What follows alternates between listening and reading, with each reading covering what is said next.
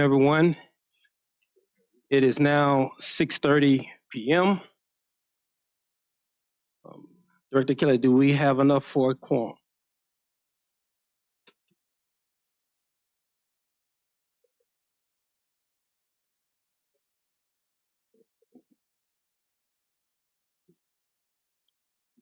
Mr. Duke, check your mic.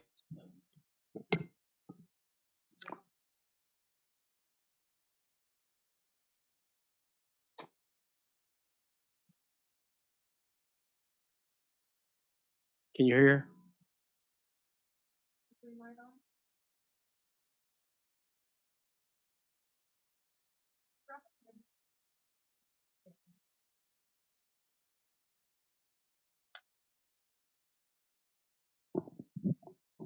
How's that? Is that better? Okay. Perfect. Thank you. I'm going to need that. I'm a little under the weather myself. Okay, Mr. Parker, Present. Mr. DeCorda.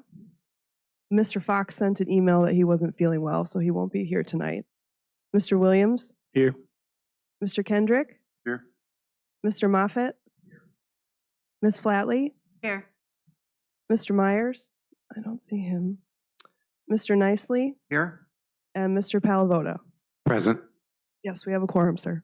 All right. It has been established that we have a quorum. If we can now stand for the Pledge of Allegiance. Pledge allegiance to the flag of the United States and to the republic for one nation under God, indivisible, with liberty and justice for all. We bow our heads. Heavenly Father, we thank you for the opportunity to come together as a united community in this place. We humbly ask for your guidance over our hearts and minds so that we may act with wisdom, compassion, and integrity, always seeking to serve the best interests of our county. Amen. Okay. All right. Board members, you have had the opportunity to review the agenda. At this time, I'd like to ask if are there any amendments that need to be made to the agenda? Right. Seeing that there are none, if I can get a motion to have the agenda accepted as is.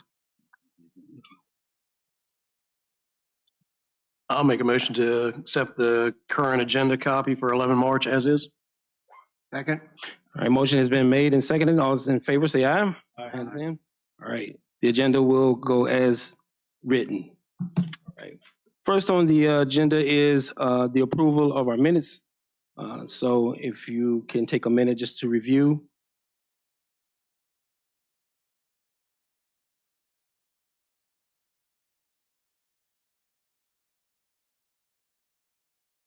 All right. Make a motion that we approve the minutes for the February 13th, 2025 meeting. Seconded. All right. Motion has been made and seconded. Any all in favor say aye. Aye. Show of hand. Any abstentions? Abstain. Yeah. All right. The vote has been made to accept the minutes, the approval of the minutes with, I think it was 3 abstentions. Okay. Okay. Next on the agenda is the citizen public comment period. Comments will be limited to 3 minutes per person to afford everyone an opportunity to speak.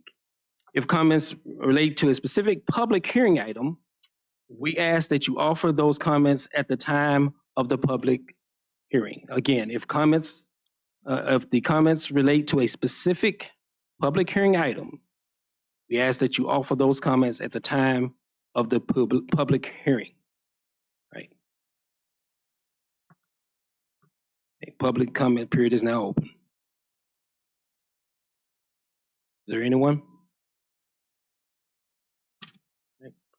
Seeing that there are none.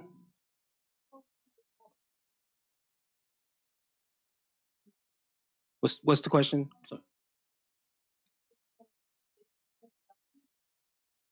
I can't hear.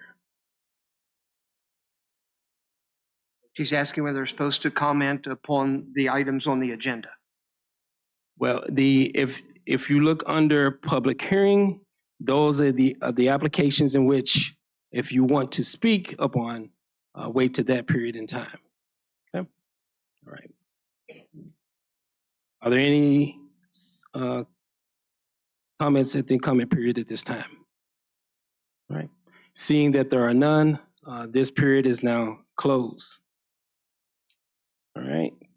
Next on the agenda is Community Planning Liaisons Officer, Naval Support Facility, South Potomac, Dahlgren. Mr. Adam Lynch is in our presence today. Not here. He's not here. All right. Moving right along. Okay. All right.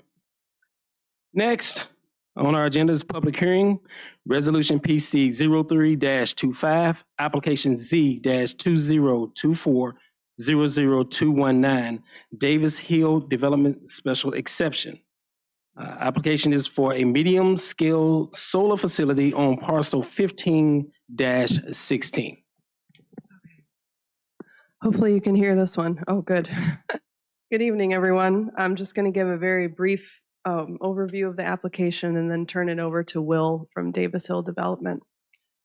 Representatives from Davis Hill have applied for a special exception permit to construct a medium-scale solar energy facility on approximately 14 acres, zoned A2, located at 8209 Daisy Lane. There's a map in your packet for reference.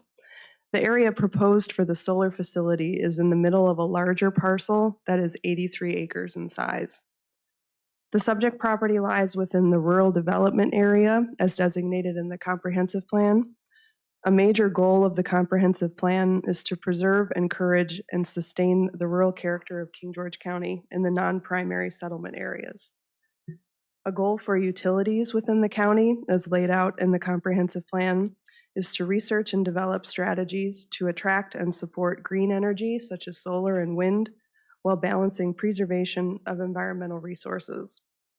One of the land use policies listed in the comprehensive plan is to ensure that all new industrial uses provide adequate protection of adjacent existing land uses through techniques such as setbacks, landscaping, screening, noise, lighting controls, and access controls. The performance standards for these facilities, as written in the zoning ordinance, as well as the draft conditions, are the methods by which this policy will be achieved. The facility will be well screened from adjoining properties and is over 1/3 of a mile away from the nearest road intersection. The application addresses compliance with each of the performance standards listed in section 778 of the zoning ordinance, including a preliminary decommissioning plan. The applicants have been working with county staff to address any comments they had, as well as their emergency planning and training needs for fire and rescue. There are 19 draft permit conditions included in Resolution PC-03-25 for your consideration, and draft motions are included at the end of the staff report. I will now turn it over to the applicants for their presentation.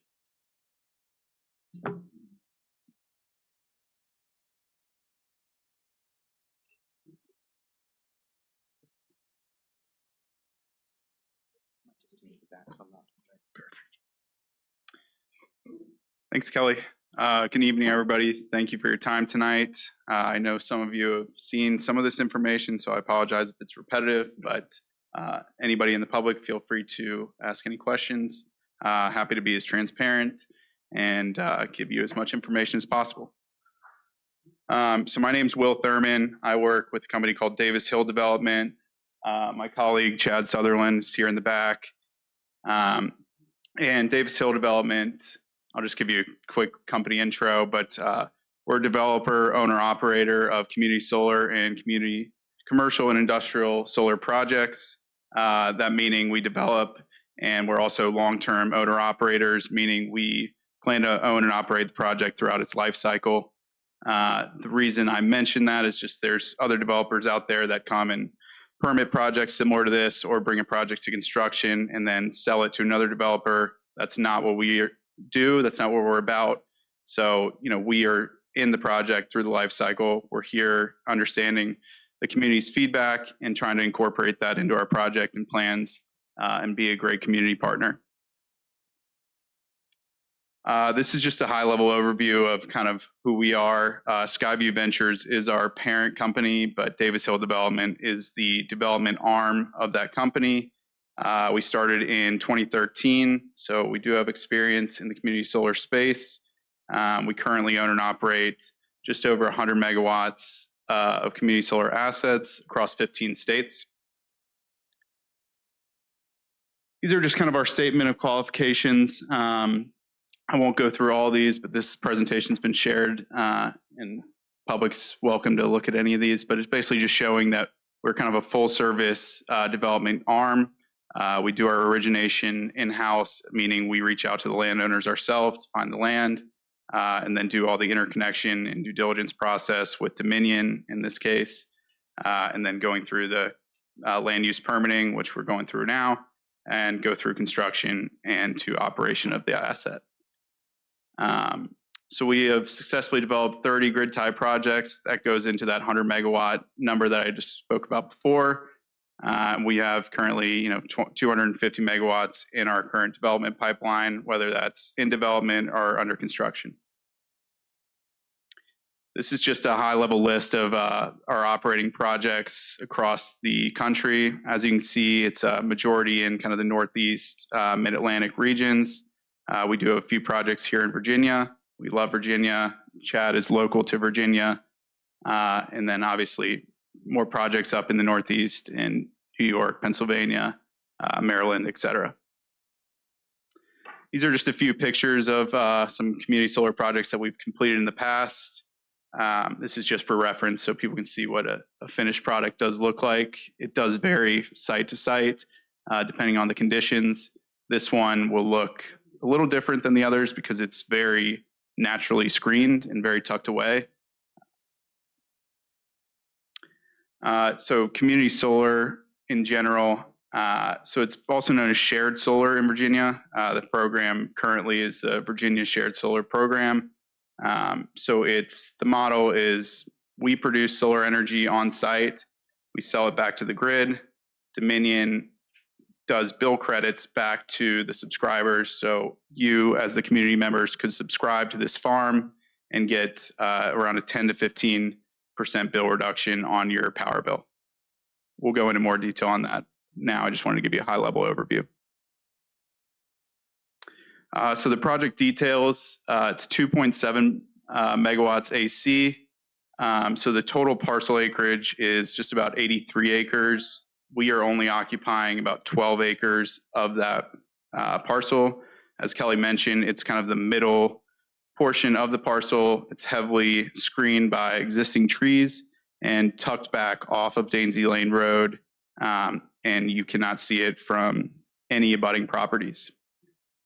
These are just kind of some more high-level facts. The module count. We also will participate in the Virginia Department of Conservation and Recreation Pollinator SMART program. That essentially just means we are using pollinator-friendly species and seed mix as we develop the project. We'll lay that underneath the disturbed area and underneath the panels. It'll create a nice pollinator habitat and essentially revitalize what is now underutilized and revitalize the land underneath. So this specific site will generate enough electricity to power 679 U.S. households annually, and then 30% of this capacity that we're creating will go to low to moderate income households. This is just a high-level concept plan. I understand it's not easy to see on a slideshow, but this is just basically the more technical layout of the array, showing the panels, the access, as well as the fencing details, things like that. And then here I provided, this is also a little harder to see in a presentation mode, but this is a visual analysis that we did as part of the application process. So essentially it creates visual simulations showing you what future points will look like at a specific point on a map. So it's tougher to see here, but we have 5 different, I think, locations. So that one to the far left would be going up Fox Run Road into the little cul-de-sac, and then the others are more closer to the array. And then we also have some up on, I'm blanking on the road. I'll show you in the next slide here. So that top left picture is just a visual simulation of an aerial view of what the solar facility will look like. As you can see, those trees are screening the entire outside of the portion of the property. Those are existing trees. We don't anticipate planting new trees unless it's necessary. We like to keep as much of the existing vegetation as possible and limit tree clearing. The top right is that figure I showed from the cul-de-sac. It seems like an odd figure to show at this time because you can't see anything, but that's essentially the point. You can't see through the trees from any portion of that neighborhood and see the array. The bottom right is the summer view from Mohawk Drive. So that would be on the northeast side looking into the property, just showing the natural tree coverage. You will not be seeing the property. And then the bottom left is the access road. Essentially, it's just showing that it would be graded and new fresh gravel on top, and recreating the access road that's currently overgrown. So these are some of the proposed conditions that Kelly mentioned. I believe there's 19 in total. Is that correct? So these are just proposed conditions. Essentially, if we get approval, we are obligated to comply with these conditions, and we have reviewed and put our feedback to Kelly, and we agree with all the conditions that are proposed. I think for the sake of time and let people get to their questions, I won't go through every one of these, but those are listed in the PowerPoint. So here's just an example. This is actually the exact letter that we mailed out to members of the community. Some of you may have seen this previously, and also there was another letter that went out for the public hearing, but this is essentially what we do prior to kicking off any project. We'll send out kind of a mailer of the proposed site, location, the expected size, try and give a little snippet of what the design will look like, just so someone can understand where that's actually going in the community and how it affects them. And then just some key benefits, as well as our contact information. We try and get as much feedback as possible. We've not gotten much feedback from these mailers as we've seen, so happy to hear anything. But we did get 2 positive responses from the community, just saying, this is a great project, we believe in it, we believe in solar. So that was exciting to see, and also good to know that our mailers are being received. Questions, but I did want to have Chad come up here and just give a little more background on kind of the Virginia Community Solar Program, how people can subscribe, and just some more information on that, because I know that's something that's important. Thank you. Hi, good evening, everyone. My name is Chad Sutherland. As Will mentioned, I work for Davis Hill Development. Just wanted to share a bit more about the shared solar program that Dominion offers and what that actually looks like for their customers. So the shared solar program allows people that are Dominion customers to take advantage of solar without actually having to install it on their properties. They do this by subscribing to a solar farm through a subscriber organization. The subscriber organizations are generally made by the owner and operator of the project. That organization is licensed and contracted with the SCC, which puts rules and regulations on how they can operate, gain subscribers, and how they manage those subscribers. The subscriber organizations go about enrolling subscribers a few different ways, mainly marketing tactics, whether it be social media or mailers like this one that would just tell about the project and the potential savings from it. And those can go statewide, or they can be isolated to specific parts of the state. And to expand on that, if you're a Dominion customer, and you can subscribe to a solar farm anywhere in the state, which gives you choice on which farm you're supporting, which developer you're supporting, and what price you're getting in the shared solar program. Vice versa, as a subscriber organization, you can market all across the state to try and get subscribers. So I know there was maybe questions at the last meeting about, can we focus origination in this community that's hosting the project and maybe set aside some capacity for folks in King George? And while it's not, technically a rule with the SEC, they can provide preferential pricing or set aside capacity for a certain community. it is possible that we could focus our subscription efforts in this community for the initial time period and then move statewide if we didn't have enough subscribers to operate. So that is something that we can do. I know billing may have also been a question. How does this actually look like if I get a bill or subscribe to a solar farm? There are two ways that Dominion customers can receive their bills if they're subscribed to Share Solar. The one is a separate billing system where they get a bill from the subscriber organization for their electrical usage and a separate bill from Dominion for their environmental surcharges and transmission fees and really the bulk of what makes up electricity bills these days. The other option is a unified bill, which the information that the subscriber organization has on the energy used at the site is given to Dominion, and they will give you one bill with your electrical usage at the shared solar rate plus the fees and surcharges and transmission costs. So it's just a matter of, do you want to pay it all to Dominion, or do you want to pay Dominion their part and the subscriber organization their part?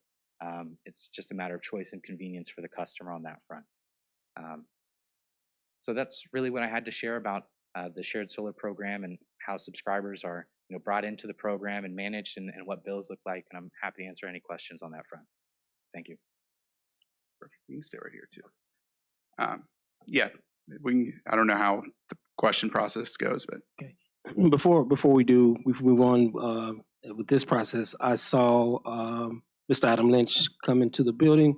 Let's let him have his minute, and then we'll proceed forward.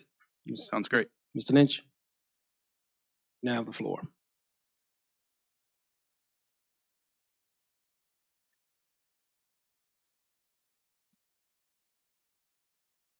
Thank you, sir, for making time for me. Adam Lynch, Community Planning and Liaison Officer with NSA South Potomac right here at Naval Support Facility Dahlgren. I'll be brief. We had our Community Relations Board meeting last Tuesday. Thank you to Supervisor Stroud and Supervisor Binder for attending that meeting on behalf of the board. Some of the topics that came up at our meeting were an update on Shore nuclear reactors. So as you guys know, several months ago, Dahlgren was shortlisted as a potential candidate for Shore nuclear power generation on base.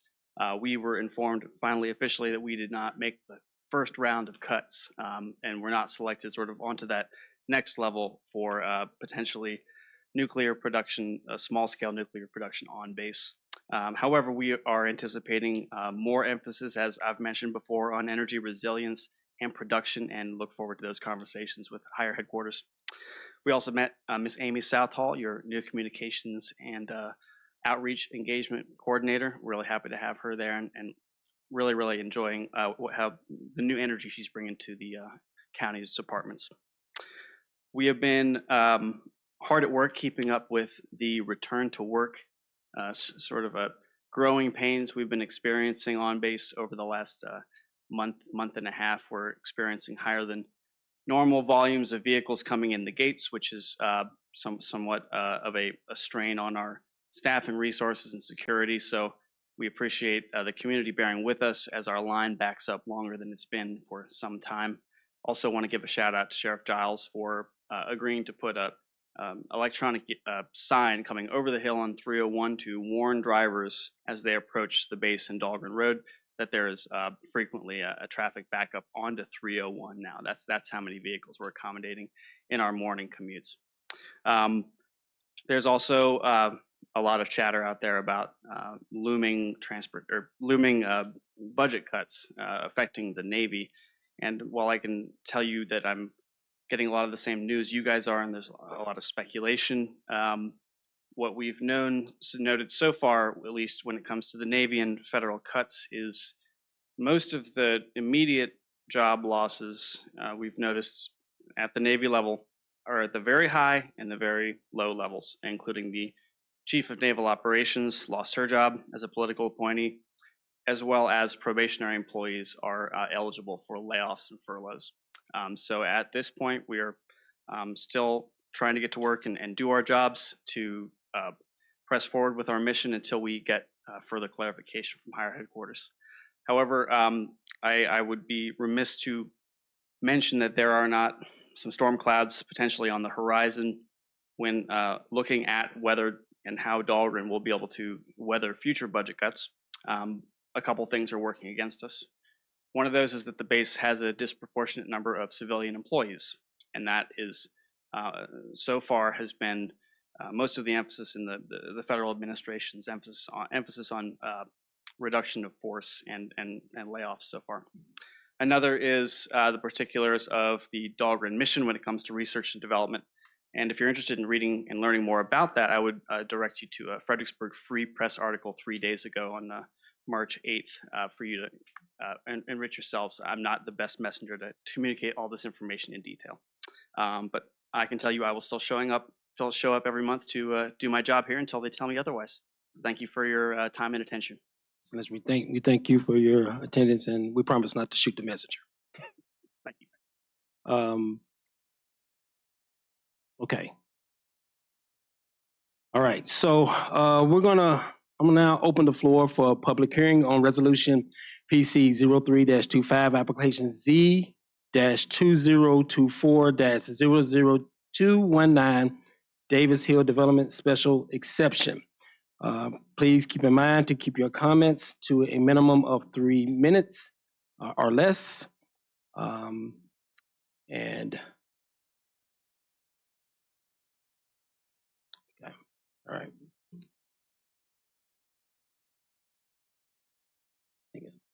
Okay, all right.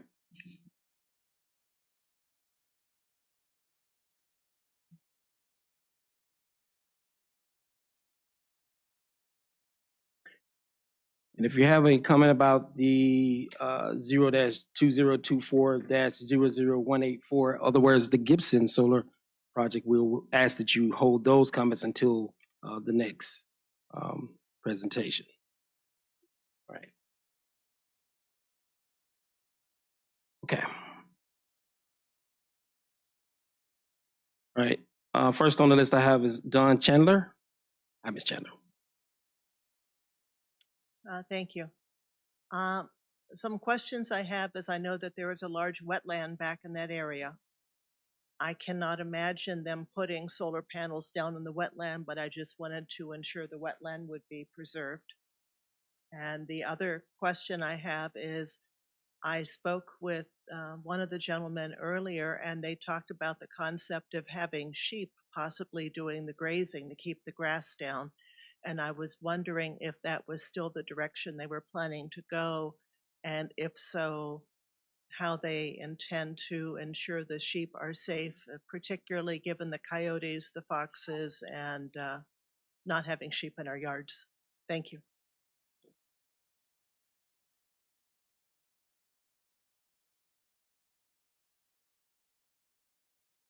So just in case everybody is confused, there are 2 solar projects that are on our agenda today. We have an applicant that just gave their information that's on Daisy Lane, which is over by the Fox Run neighborhood. It's 14 acres. The second one is the Gibson project, which is out in the Shiloh district. And I believe they're the ones that are looking at doing the sheep grazing. And so it would be much easier for us if you could keep your comments to the open hearing that we're doing now for Daisy Lane. And if you're in doubt, maybe somebody would be able to direct people to which, if you're not sure which one you're speaking on, ask. But for now, we're doing the open comment period for the public hearing on the Daisy Lane project. So can we specifically ask the Davis Hill folks, can you comment to us how you're going to manage the undergrowth and what you're doing about managing around the solar panels for your project and your wetland project, the 2 that have already come up, please? Yeah, happy to. As far as the wetlands that you're referring to, we are not impacting that. We have I'll have to look at the plans. It's either 100-foot or 200-foot buffer away from that. We're avoiding it, I think, well over 200 feet. We don't anticipate any impact to those wetlands, and we are not permitted to do that. So that answers that. As far as sheep grazing, Chad, you may have some more insight on this, but sheep grazing is definitely something we look at on all our projects. I think it's more specific on if we can find a local or someone in the area that has that qualification. Mostly insurance is something that we run into. as far as, insurance of the panels and having good enough coverage with those sheep. But it's definitely something we look at. I don't know if we've spoken to someone specifically on this project, but it's always one of our first calls as we get closer to construction. This would happen obviously once everything's installed, once the fencing is up. So I think your other question was making sure the sheep don't go into other people's areas. They would be inside of the fence. Yeah, so I was the one who spoke with Don a few months ago about the project, and we did discuss the idea of sheep grazing. It is something that, long term we would like to do on the site. However, our first priority is establishing, a healthy pollinator habitat under the array. And if you've got animals in there grazing, that can make it a little bit more difficult. So it's something that we see, maybe 2-3 years into the development of the project.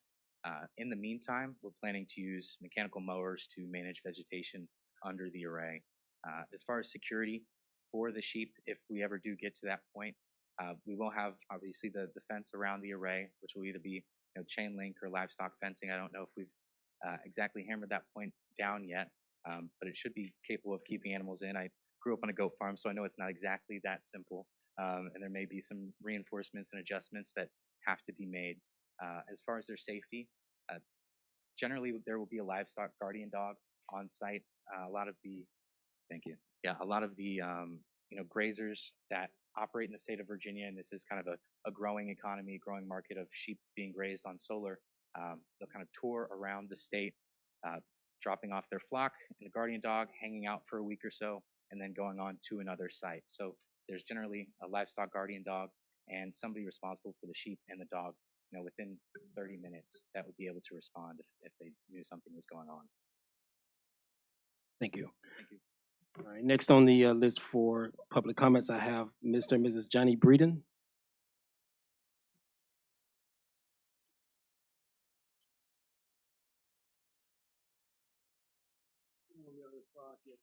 The Gibson project. Okay, so we're gonna ask that you wait until that presentation, sir. Okay, then. Is there anyone for this this presentation that you just seen? Hold on, I'll get you next.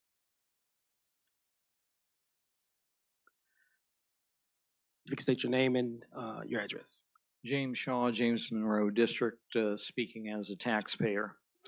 I live in Claydale, and we just, the Board of Supervisors just approved the BESS to be installed about 0.9 miles away from my house. I can look out my window and see the light on the cell tower beneath which the $150 million project of the batteries will be installed. And so, it's not one of these not in my backyard kinds of things. I can accept these kinds of things. I do like the fact that this is one of the smaller projects, 12 acres. The Gibson is much larger, 800 and some odd out of about 1,200 and whatever acres. I think it's very well hidden. It's well thought out in that respect. And so I look forward to hearing more from them in the future. Thank you. Thank you, sir. Sir, raise your hand. My name's Kelsey Sievert. I live in the Fox Run neighborhood that is adjacent to this property. The land intended for this development is residential, and the surrounding lots are residential as well. This land was expected to remain residential, and therefore property owners in the surrounding area did not purchase with the expectation that they would be living next to what I would consider to be an industrial building. This doesn't include just Fox Run, but also Brookhaven, K Woods, and the residences that are not within a neighborhood. Solar farms generate noise from the associated equipment, such as inverters, cooling systems, and transformers. And Section 10A of the King George County Code of Ordinances, which is our noise ordinance, specifically references our quality of life and preserving that by reducing the amount of noise from facilities such as this. And just in January of this year, in the Hampton Roads area of Virginia, a news article was published about Suffolk, Virginia, where a solar farm was built right next to a residential neighborhood. And since then, they have had to deal with a high-pitched noise. While it does not violate the decibel level because it's measured in hertz, which doesn't convert to decibels, so there's nothing they can really do with their noise ordinance. The solar farm did respond in this article and state that they would put in hay bales between the solar farm and the neighborhood, but residents are still having issues with the sound and are now unable to sell their properties because of the noise that's plaguing them. Community Solar Authority stated that choosing locations far from residential areas helps minimize potential disturbances caused by operational sounds like transformer hums. However, this proposed project is in a residential area. Solar farms also generate heat. The University of Maryland did a study on this in 2016 that says that large-scale solar power plants, while this might not be as large-scale as some, they raise local temperatures, creating a solar heat island effect similar to that created by urban or industrial areas, which King George County is not, and the area that it's going into is not a industrial area. To sum all of this up, the Berkeley Group, who works with King George County to submit King George County zoning and subdivision ordinance update regarding solar energy facilities, specifically says proposed facilities adjacent to corporate boundaries, public rights of way, neighborhoods, or recreational or cultural resources are likely to be more controversial than facilities that are well placed away from existing homes, have natural buffers, and don't change the character of the area. While solar energy is a renewable green resource, facilities can have environmental impacts. Impacts on wildlife habitat and stormwater management can be significant due to the large scale of these uses and the resulting extent of land disturbance. Unless all equipment is specified for complete removal at the end of the facility's lifespan, and this is properly enforced during decommissioning, future uses on reclaimed land could be impacted by unknown equipment buried underground. All right, All in madam, all- your time is concluded. Okay, thank you.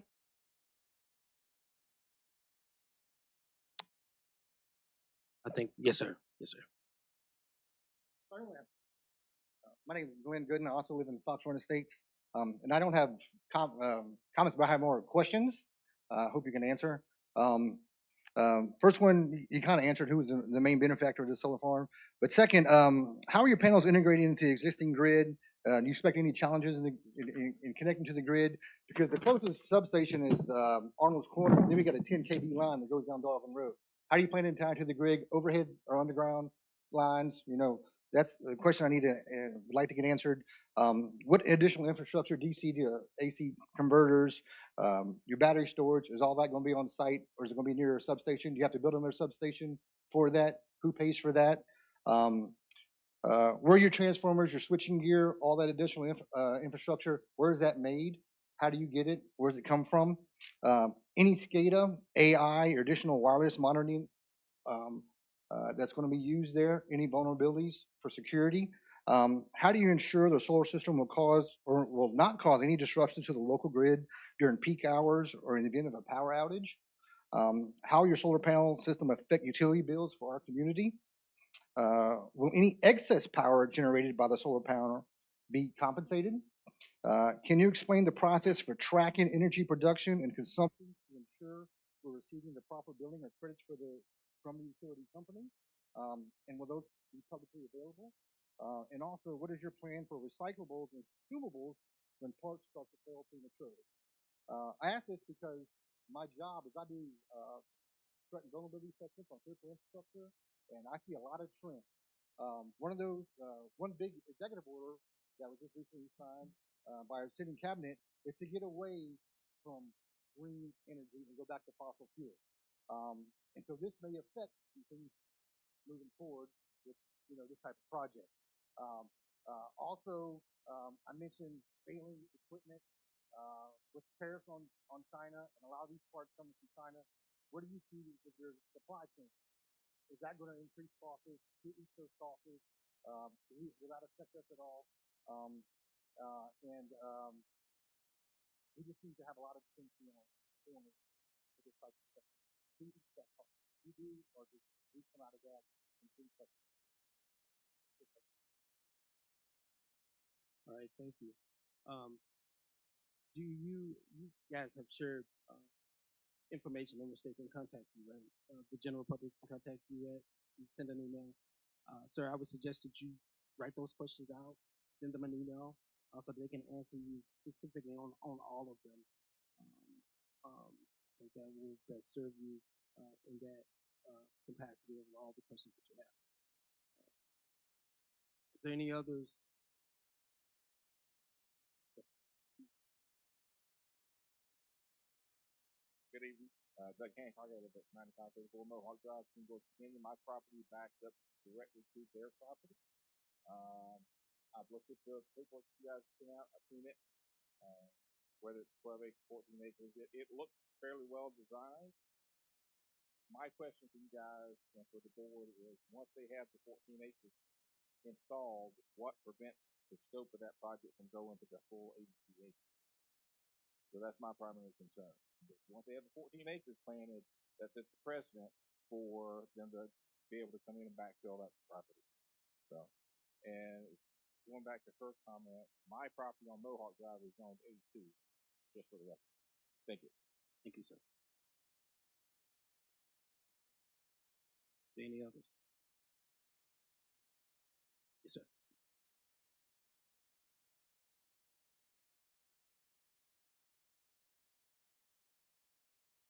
Good evening. My name is Jason Greenwood from the Shiloh District. Just a quick comment about the property value.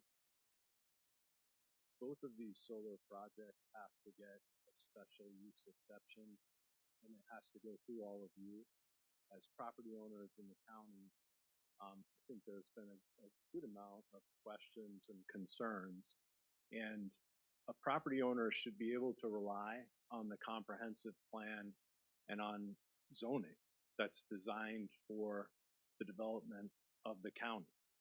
A property owner shouldn't have to come to these meetings and review hundreds and hundreds of pages of documents where there are a handful of people who stand to benefit. Tonight, there wasn't one thing said about the benefit to the county of this project. There's something about Dominion subscription credits, not one thing about tax benefits, not one thing about the benefit to all of us as property owners, as taxpayers. And a person who owns property should be able to rely on the zoning in which they purchase the property unless there's a good reason that's going to benefit the entire county for making an exception to that zone. And so I just encourage you, one last thing, Fauquier County, I think, my timing might be off, forgive me, I'll have it for the next comment. But Fauquier County's Planning Commission just voted 5-0 to reject Davis in a project that's similar to these two projects. So no is the easiest answer in the English language.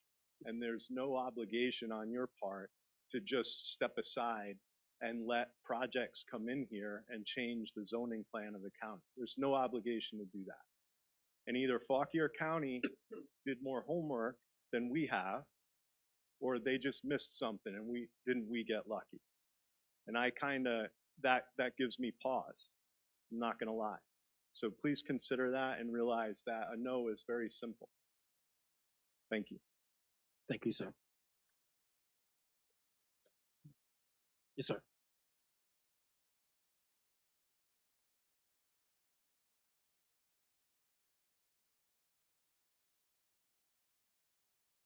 Good evening, sir. My name is Gary Sitzman, and my wife and I live in South Stafford. We own land in King George, I guess maybe over 20 years. And I'm very much in favor of solar. I'm sure there are some issues that need to be resolved. However, I believe it's a step forward. Thank you. Thank you, sir. Are there any others?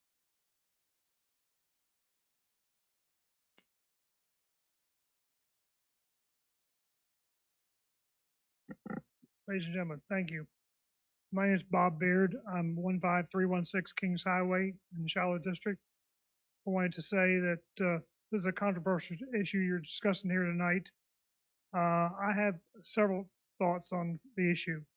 First, I'm a firm believer in property rights. So the people that own the property or trying to develop the property have a right to improve the property as they see fit. On the other hand, as long as it does not necessarily impede the rights of their neighbors. So you've been very right in asking for accommodations and setbacks and separation between projects of this type and the adjoining neighbors. There's been a lot of work done there. We've been very concerned about environmental effects. Been very concerned. There's a whole lot of issues been addressed in the fine print, and I think it's 19 different conditions you mentioned. I have a couple things I wanted to ask. First, I have not seen what accommodations are being made to protect intruders into the site from getting shocked. This is a rural area. There's people in the woods, whether it be kids, adults that want to do bad things that might want to climb the fence and get involved with the equipment. What will prevent people from getting shocked?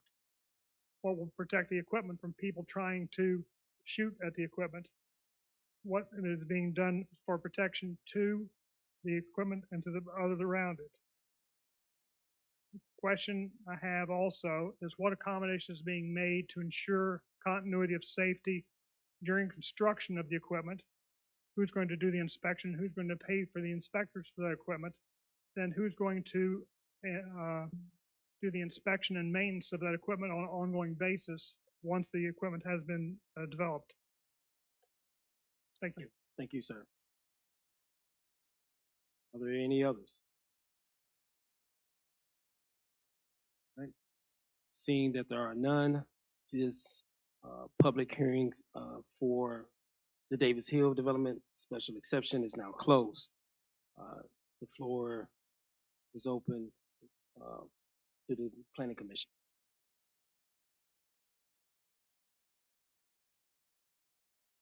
So Dakota, you're recognized for the floor. I'd like to invite Davis Hill to address any of the concerns that were raised. I would like to inquire of staff. The current zoning for this property is, and our ordinance allows does or does not allow community scale solar in residential. Does not allow for any solar in residential. Check your mic. On, but I think the battery. The ordinance allows for solar of a medium scale and utility scale in the agricultural districts with a special exception, but not residential. That's my recollection as well. Yeah. Another question, has a revenue analysis been conducted on this project for the county? They weren't required to do a full-blown revenue analysis, but I would ask them if they've got some preliminary numbers they might be able to share. We will get taxes from the equipment. Do they pay business tax? Yeah. Business license tax? Thank you. I would like to invite Davis Group to respond to. If you wish. Excuse me for just a minute, Tanner. Sir, you have a question? Well, I'd like to make a statement before they speak. Talk. Yeah, okay. Mr. Kendrick has the floor. All right. We've had a lot of questions from, citizens in the county. Rather than have them just off the top of their head address them here now. This project is the first time we've seen it. Second, pardon me. Okay, I was not at last month's meeting, so. I'm going to be honest with you, from my point of view, and you guys can challenge me on this since I wasn't here last month, but it still seems a little immature. I mean, I'm seeing a PowerPoint presentation which says a lot of positive things, but I haven't seen a proffer statement. Does the county have a proffer statement? I'm not sure what you mean. So special exceptions are passed with conditions, not proffers. So okay. The draft condition statement is what's before you tonight. So that's going to be legally binding if something happens? Okay. And I can address the question from before about the spreading of it beyond the 14 acres. The conditions are specifically tied to the 14 acres. if by chance they would want to expand the project, they would have to come back and go through the same process again. If the conditions are adequate from a legal standpoint, that's fine. I get that and I understand that. Okay. I guess they're just still questions, at least I have. I didn't know if it would be better to give these gentlemen a chance to address the comments that came out of the public hearing and come back again later rather than having them jump in it now. So just for the sake of time and accuracy on their part. So I don't know how the rest of them feel, but I'm going to give Davis Hill a chance to respond, and then we'll come back. Yeah, I was just gonna say, I mean, I didn't get there was a lot of questions. Obviously, I didn't get them all down, and I don't know if I'll be able to answer every single one of them to the best of my abilities. But I think there's a couple blanket statements that we could just address right now that I would think would give people some comfortability. And if you want us to address each question, line by line at a later date, happy to do that. But I think there's a couple, things that could be cleared up right now that would give people a little more comfort. Just my 2 cents. Okay, if you wish to give your blanket statement at this time, you have the floor. Perfect. I know, sir, you had a bunch of questions, just trying to tie them into a few others, but as far as grid reliability and who's paying for it, just trying to address all that. So just so everybody knows, before we, long before we get to this stage we're at right now, we submit a bunch of information to Dominion, the utility. They do 3 to 4 different study periods, which go over the course of about a year and a half. So we're essentially giving them all the information on the project, all the voltage. They go through, like I said, 3 different phases of study processes, basically showing what the grid can handle at this point, if they do certain upgrades, how much capacity will be created, et cetera. So the capacity that we have for this project and the upgrades that we have are specific to this project and the grid and how it relies on that. So essentially, this kind of ties into your question, we can't expand beyond having to come in front of the planning board to expand. If we wanted to expand the acreage, we can't expand the project size without going through the whole other process with Dominion, as far as 1.5 years worth of studies, then their full construction process, which is about 2 years. Essentially, we don't have capacity to create the project and make it bigger. I feel like I didn't answer some of your questions, Chad. Do you want to take any of his? I can try, certainly. I know there's a lot of questions about where we're sourcing our components from, and it's a little bit of all over. I don't think we're getting anything from China currently. You had several questions that I'd love to address. You got my card, so you might have to follow up on that. I know there was a comment about Fauquier County, which is not a county that we've ever developed a project in. So just to get rid of any confusion there, they didn't deny us 5.0. That was maybe a different company with a similar name. I know you said you want to know who was footing the bill for all this. We pay for all the upgrades with the utility. That doesn't come from any taxpayer fund. Yeah. All right. Planning Commission, anyone have any questions? Please be recognized before speaking. Mr. Chair. You have the floor, sir. Thank you. I have kind of 2 topics that I'd like to hear a little bit more information about. If you can do it later, or you can do it now, however you please. One is related to a question that the gentleman asked earlier. I didn't see any diagrams here, at least that I could quickly look at, that gave me an idea of what the transmission line or distribution line, whichever it is, whatever upgrades you have and whose property those upgrades and changes have to go on, so that we could see where those transmission lines are, whose property they're traversing over, and whether they know that they have potentially more energy coming across their. I know some people are very concerned about high voltage transmission lines and the electromagnetic fields that come off of them, and so I could go into that, but I won't. My other topic, along with getting more information on transmission lines, is I made a comment last time y'all were here. I'm a little concerned that we saw nothing about the company taking responsibility for any particular impact to state roads, specifically Ernest Ellis Lane, right, during your construction. If your trucks coming in and out of there building this solar panel destroy that state road, our taxpayer dollars have to fix that. So that's a big concern to me about what's going to happen to that road in and out of that subdivision that they travel constantly. And if that gets torn up, I saw no statement from you all about taking responsibility. Those are my two big topics for this. I think you've done a fine job with the wetlands and the RPA and your fencing it, and all of that is just fine for me. You're not going to produce traffic, so it's not a real impact for that. It's the roads and the transmission line right of ways, please. Yeah, so for the transmission lines, this would be distribution lines, just to clarify, but I know you were looking for more of a, laid out diagram of exactly where those poles are going. Unfortunately, Dominion is who puts those plans together, and that is further along in the construction process. I wish I had a better answer. Can you give us an idea of what line you're tying into so we can get a general idea of how far away that is from the facility and your inverters and your transformers and all that?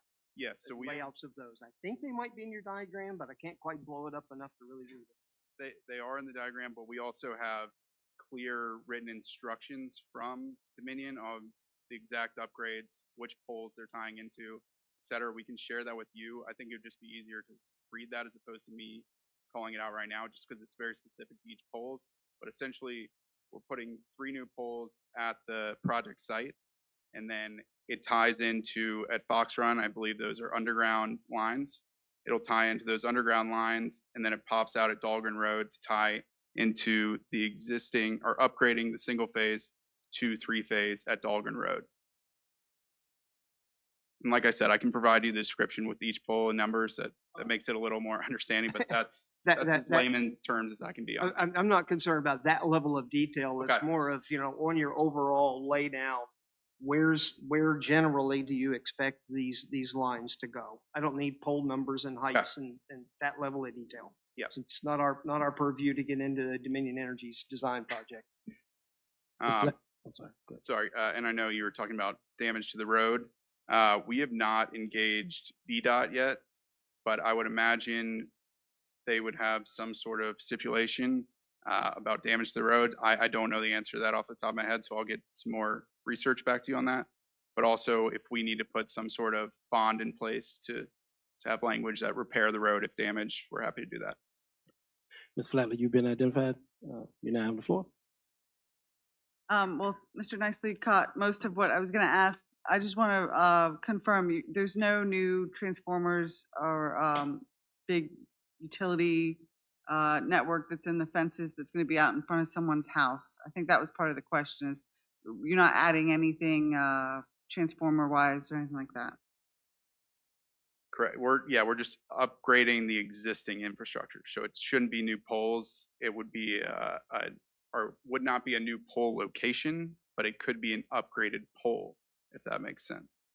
Does that just mean a bigger pole or more wires on the same pole? But yeah, most likely it would be upgrading the single phase to 3-phase. So it would just be, 3 across as opposed to the single line. If that makes sense. I do want to add that there will be some new transformers and equipment associated with the project on the actual Arnold's Corner substation that we're making upgrades to, increasing its capacity. So there is a new transformer on that end. And then we will have kind of a centralized area on the Daisy Lane site with our inverters and such that's accessible for maintenance and that sort of thing. Inside the fence. Inside the fenced area. Can you say again the location of your other transformer modifications and substation modifications? You said it was on Arnold's Corner? I believe the Arnold's Corner substation is what that 3-phase circuit along Dahlgren Road connects to. And so that is the substation, that's feeling the impact of the power we're exporting to the grid.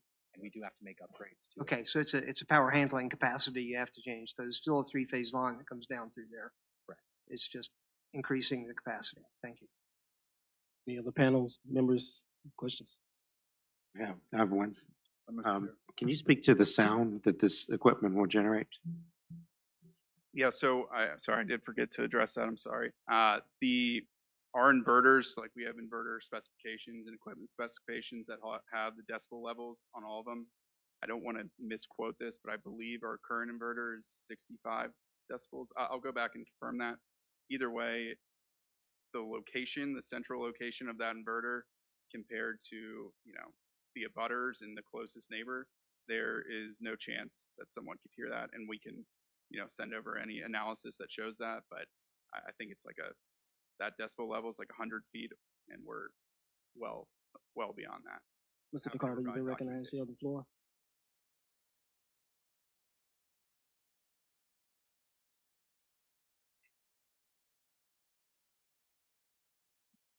Mr. Chairman, based upon the young lady's comments about the decibels and the noise of the inverters, we went back and did a double check. Generally speaking, almost without exception, any business, anybody has to comply with the noise ordinance of the county except for documents. There's a really weird little provision under miscellaneous of the new ordinance. We've been double checking and confirmed exempts utilities. So I would suggest to the commission that if you're going to take action on this, I would add a condition that says the project shall be in compliance at all times with the county noise ordinance. And I will tell you, we're finding stuff as we go along. That ordinance was adopted, as you all know, and we're making a list of things that need to be fixed. Thank you, sir. Mr. DeCarlo, you've been recognized. You have the floor. Yes, revenue. What's the revenue forecast? And can staff give us an idea of what kind of revenue we're realizing to property in its undeveloped space? Let me also ask about the terrain and stormwater management, especially during construction. Will this require retention ponds? No, not currently, but there is a SWIP, stormwater pollution prevention plan that calls out why, explains why that's not necessary for the flow. And are these panels tilt capable? In a heavy rainfall, will they be able to rotate 90 degrees? Yes. And the land use for the remainder of the property, is it going to be native or unmanaged or? Yeah, you're just talking about the remainder of the parcel as far as what get managed. That is a great question. We'll have to address that with the landowner. Obviously, we're not going to let it just go to crap around us, but I don't know the real obligations there on who's handling that. So maintaining the agricultural character of the county is a considerable concern. And revenue. Yeah, I don't have the exact tax dollars in front of me right now or in my head, so I don't want to misquote that at the time, but we all have that in a model. Happy to send that over. I can send it over in like an hour. I just don't have that off the top of my head. What is the value of the equipment, purchased value?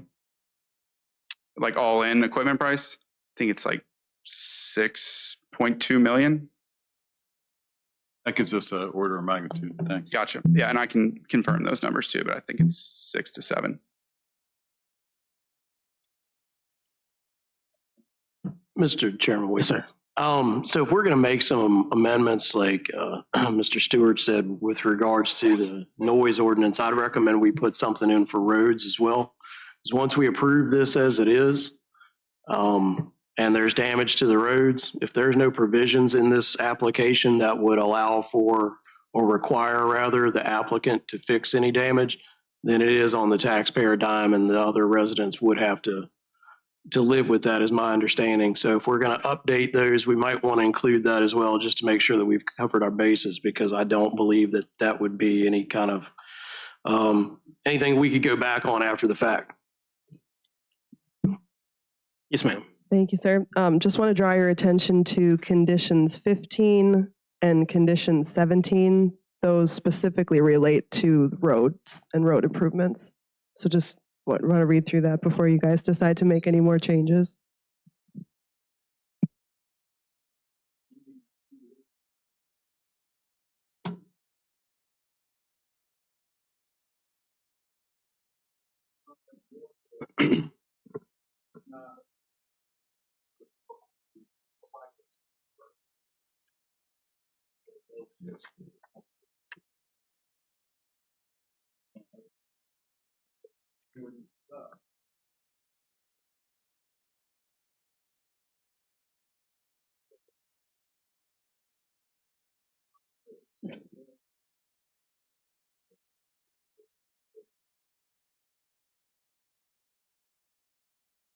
Kelly, we can take this offline, but I've just reread, you said there was 15 and 17 you thought covered that?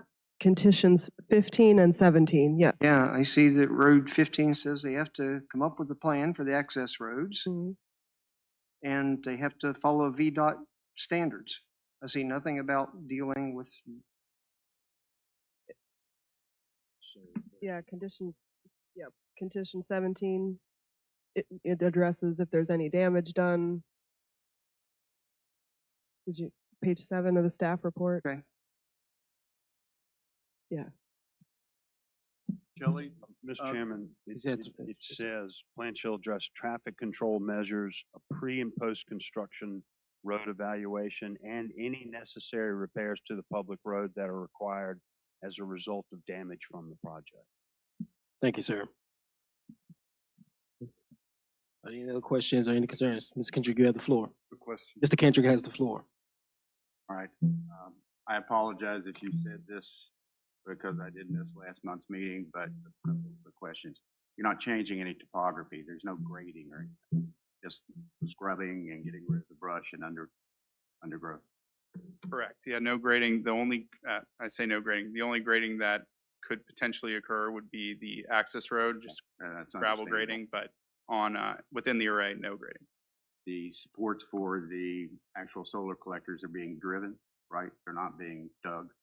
Correct. Driven piles. Okay. For the And racking. you made a comment earlier tonight stating that limited tree clearing. You know, out of the site that you're planning on putting the actual collectors on, how many acres of trees are you actually getting rid of? I don't, I'll get, the reason I say I don't is because some are, it's tough to consider what a mature tree, a lot of it is grubbed, you know, overgrown, you know, noxious weeds, but sap. So just looking at an overhead photo, there's a couple areas in the area where you're planning on putting stuff. But I haven't been on the property, it's private property, but you know, if that's it for the limitation, you're not planning on going into the existing tree line around your site any, are you? Correct. We would just be using the existing tree line as our shade or coverage shading for other outside parties. So visual shading, but we're not clearing the outside perimeter. What kind of clearing do you have from your actual collectors? You know how many feet that is? I don't. I can get you an answer on that. I just don't know off the top of my head. So, okay. Okay. Yeah.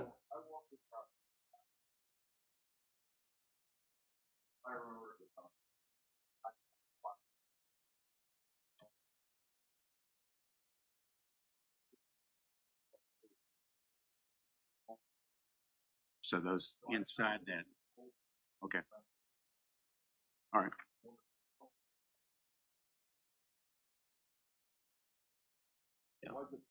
On it at that point. Is that still there? Is it going or is it going with the project or what's happening with that? Yeah, so there is a manufactured home on the north end of the property. It's currently vacant, not really being used, but the landowner has requested that it stay in place in case she wants to use it in the future. So it'll remain with the project and we'll make sure there's an access road available to get back there. But the project shouldn't impact it at all. Okay. Not part of our lease option, not part of the, you know, array inside the fencing. That helps. Okay. So I would think things that I would have on the list is some type of revenue projection. And I didn't see in the draft conditions, the outside of the fence remains green space except for the manufactured home. If that's still there, I don't know. Just to create a spot where we wouldn't have anything else being put in that area, since I think the thing that makes this project palatable is you're using 12 acres of an 80-acre piece. if we can keep a significant amount of green space, I think that makes me feel a lot better about it. Mr. Nicely, you've been recognized. You have the floor. Thank you. Just going back to the road issue again, just for a second. If I understand it correctly, and staff, please correct me if I'm wrong. Ernest Ellis is a public road maintained by VDOT, but Daisy Lane is a private road that goes through two other private properties before it gets to their property. I think I asked this question before. We don't need to know the details. We don't need to get into it, but have you addressed access through Daisy Lane for your construction through two other people's private properties? You have easement agreements? Yes, there's an existing right-of-way access and utility easement in place. And that covers you for the construction? Correct. Okay, thank you. Chairman Williams, I got one. Mr. Parkins has the floor. With regards to the roads, going back to that, I just wanted to dovetail on that a little bit more. So I'm reading 17. I apologize, I skimmed over that, but are we, in order to enforce any sort of damage, are we going to require the developer to post a bond, or how will we go back to requiring them to fix anything? We certainly can. Yeah, we can tie it to any construction plan that they would have to turn in for the road improvements. Okay, so that should probably be incorporated then into any revisions as well, I would think. It's in the zoning ordinance under site plans, but we could. Okay. It doesn't hurt. Okay. Mr. Takar, you've been recognized. You have the floor.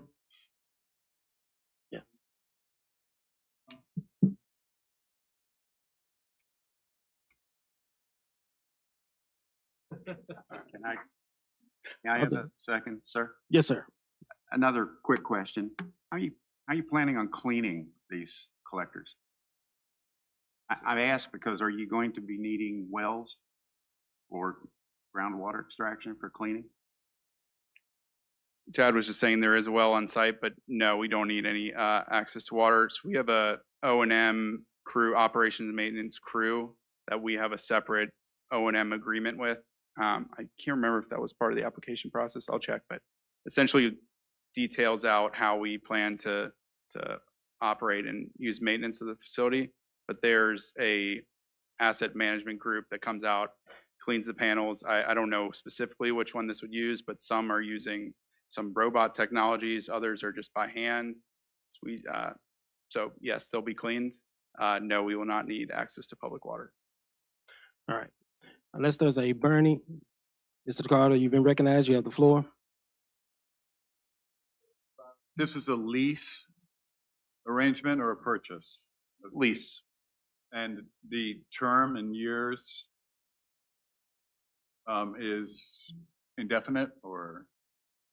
No, there is a time limit on the lease. So once the project is operating, it's for an initial 25 years with two.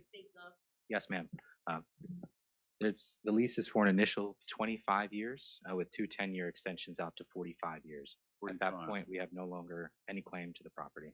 Is there a decommissioning amendment to this lease with the landowner? There is a It's in the, yeah.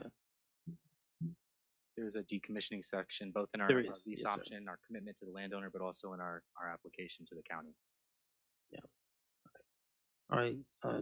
Ladies and gentlemen, unless we have a burning question, I am going to close our comment session. Gentlemen, thank you so much for your presentation, your time, and your willingness to answer those questions. I think that's it. Thank you. All right, so what we're gonna do before the next public hearing, we're gonna take a 5-minute, actually, we're gonna take 7.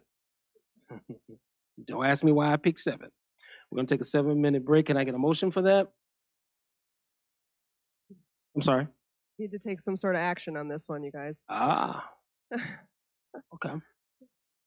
I'm not sure exactly how to word it, Mr. Chairman, but I think hopefully Kelly has captured most of the questions. I suggest that we get a list of those questions in a concise fashion, to get it to the applicants and give them an opportunity to respond to those questions. I think we're getting close. There's just a few outstanding issues that we can come back and we can make a decision. I am not at this point inclined to make a motion about the inspection. I agree with that. David Hill, are you in, agreement to that? Yeah.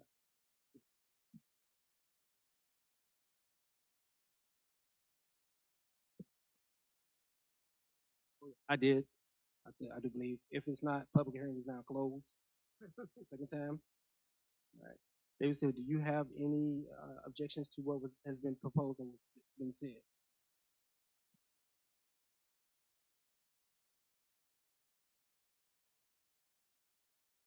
So not non-approval and not based on the conditions. This is basically responding to the questions, coming back to the following meeting, displaying our answers, and then going through this process again. And you guys make a decision whether you'd like to approve or not approve once you hear those answers and have sufficient data. There may or may not, depending on how this goes, there may or may not be some changes to the conditions. Got it. Works for me. Okay. All right. So, I need can someone make a motion for that to be, I think Mr. Myers.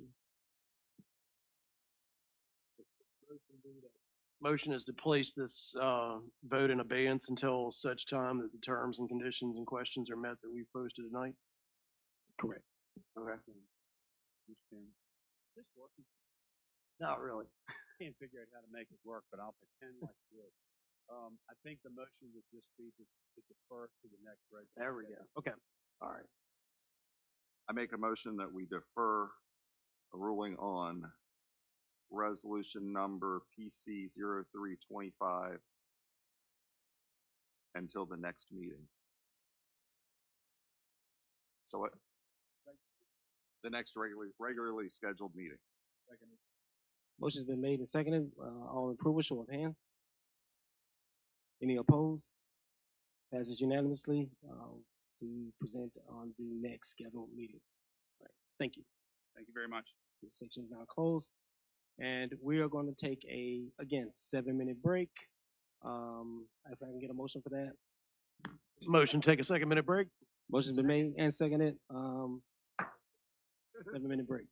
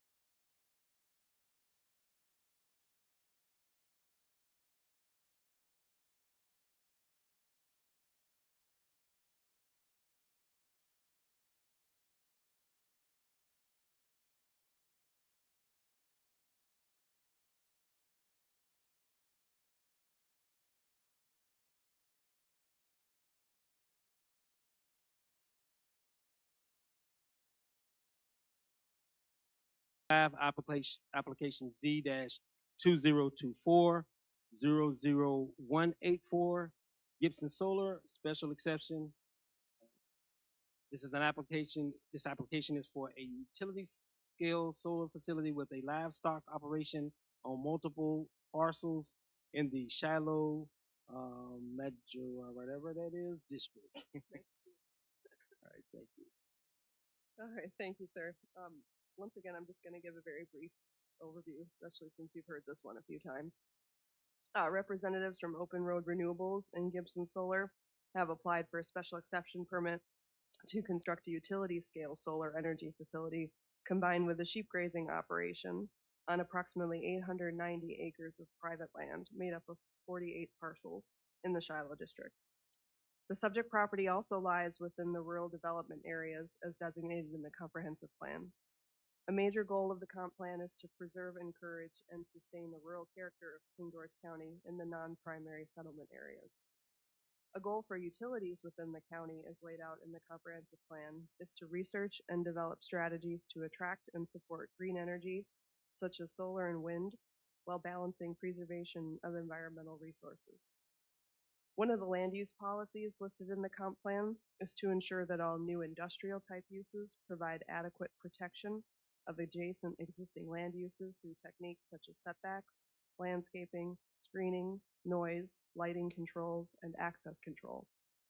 The performance standards for these utility scale solar facilities incorporated into the zoning ordinance, as well as the conditions, are the methods by which this policy will be achieved. The applicants have given multiple presentations to both the Planning Commission and also the Board of Supervisors, and have hosted several community outreach meetings. The applicants have been working with county staff to address any comments that they had through the review process, as well as emergency planning and training needs for fire and rescue. Staff has received 18 emails and letters of support for this project. They're all included in your packets. The draft permit conditions document is included in resolution PC-01-25 for your consideration, and draft motions are included at the end of your staff report. I'll now turn it over to Ryan Gilchrist with Open Road.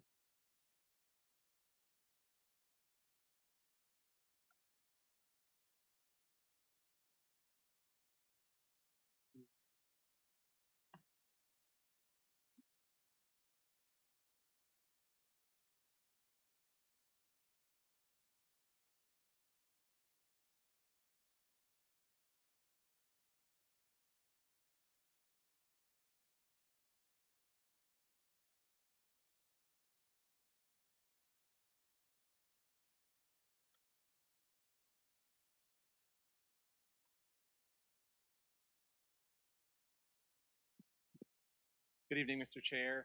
Thank you for making the time for us this evening. My name is Ryan Gilchrist. I'm with Open Road Renewables, and I'll be presenting on the Gibson Solar Project. Open Road's been active in the Commonwealth for nearly a decade. We're mostly focused on utility-scale solar projects, and we've developed a few battery storage projects as well. We spent a lot of time on the ground, as is the case here, meeting the community members so that we can continuously hone the conditions and the design of the project.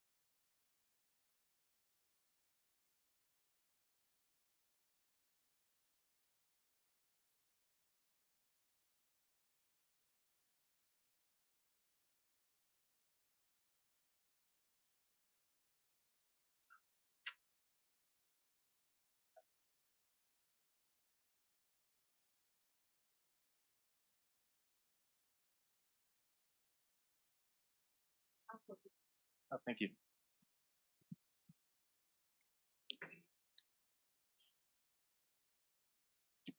Great. So Gibson, as proposed, is a 134 megawatt solar facility in the Shiloh district. We prospected for the transmission line in 2019, confirmed that it had headroom on it to accept the power, and then began reaching out to the landowners underneath the line. One of the parts of the project I'd like to highlight is that 70% of it would be put into a permanent conservation easement if it goes forward, and the land use will be continued as agriculture through a livestock operation. And it's been sited so that it can be well screened from the public. This is the view along Big Timber Road at planting after installation.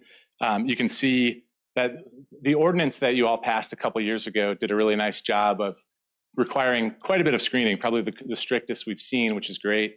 Every 100 feet, it translates to about 100 trees, shrubs, or tree plugs. So that'll make it easier to screen, and there's a surety that backs up all the plantings. And in case some of the trees don't make it, there's the surety bond in place to replace those trees during the next growing season. This is the view after 5 years growth. You can see it's a mix of deciduous and evergreen trees. And as you can see, they'll screen the panels well. It compares to, sorry. No, that was me. You may have driven by some solar facilities throughout the state that look out of place. They have maybe 1 or 2 rows of evergreen trees, looks almost like an out of place Christmas tree farm. Because of the ordinance that you all crafted, this will look much better. So this is the main section of the project.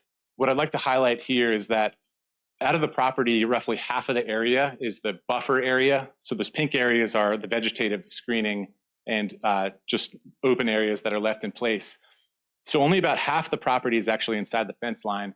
And within those fence lines, roughly a third of the property is actually under panel. So it's a large property, but only about a sixth of it is actually under panel.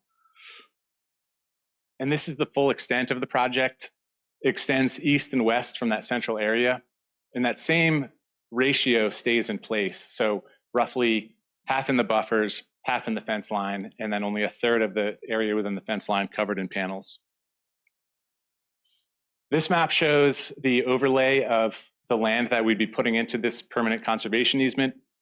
We're purchasing all this land, which is why we can do this. We can control what happens to the land after decommissioning. So if the project moves forward, that's 1,300 acres that would be put into a permanent easement. What we are proposing to do underneath and amongst the solar arrays is to graze hundreds of head of sheep. You'll hear from Kelsey Trainer Brown later in the hearing, and we partnered with her. She's a local farmer who's been raising livestock in the Tri-County area for most of her life. And she's been helping us through the preliminary design, making sure that the solar and the sheep can work well together. The way it works is the herd of sheep would rotationally graze the site, so 10 to 15 acres at a time. They move every few days.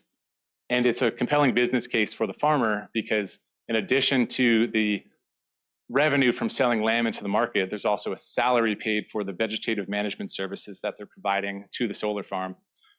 We also would maintain the fences of the project. So this really solves the issue of land access that a lot of young farmers face when they want to get into the business, but they have not inherited land, for example.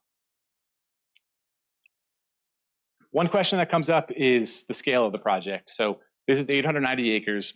We're aware of another project that's being proposed in the 150 to 200 acre range. And what you'll notice is that these smaller projects are not proposing these on-site livestock operations. If there's any livestock proposed, it's probably shipped in for a couple days here and there. This would be a working farm because the same scale applies to agriculture. You need a certain acreage for it to make sense to have the startup costs and the ongoing costs of the agriculture operation. They need to sell a certain head each year.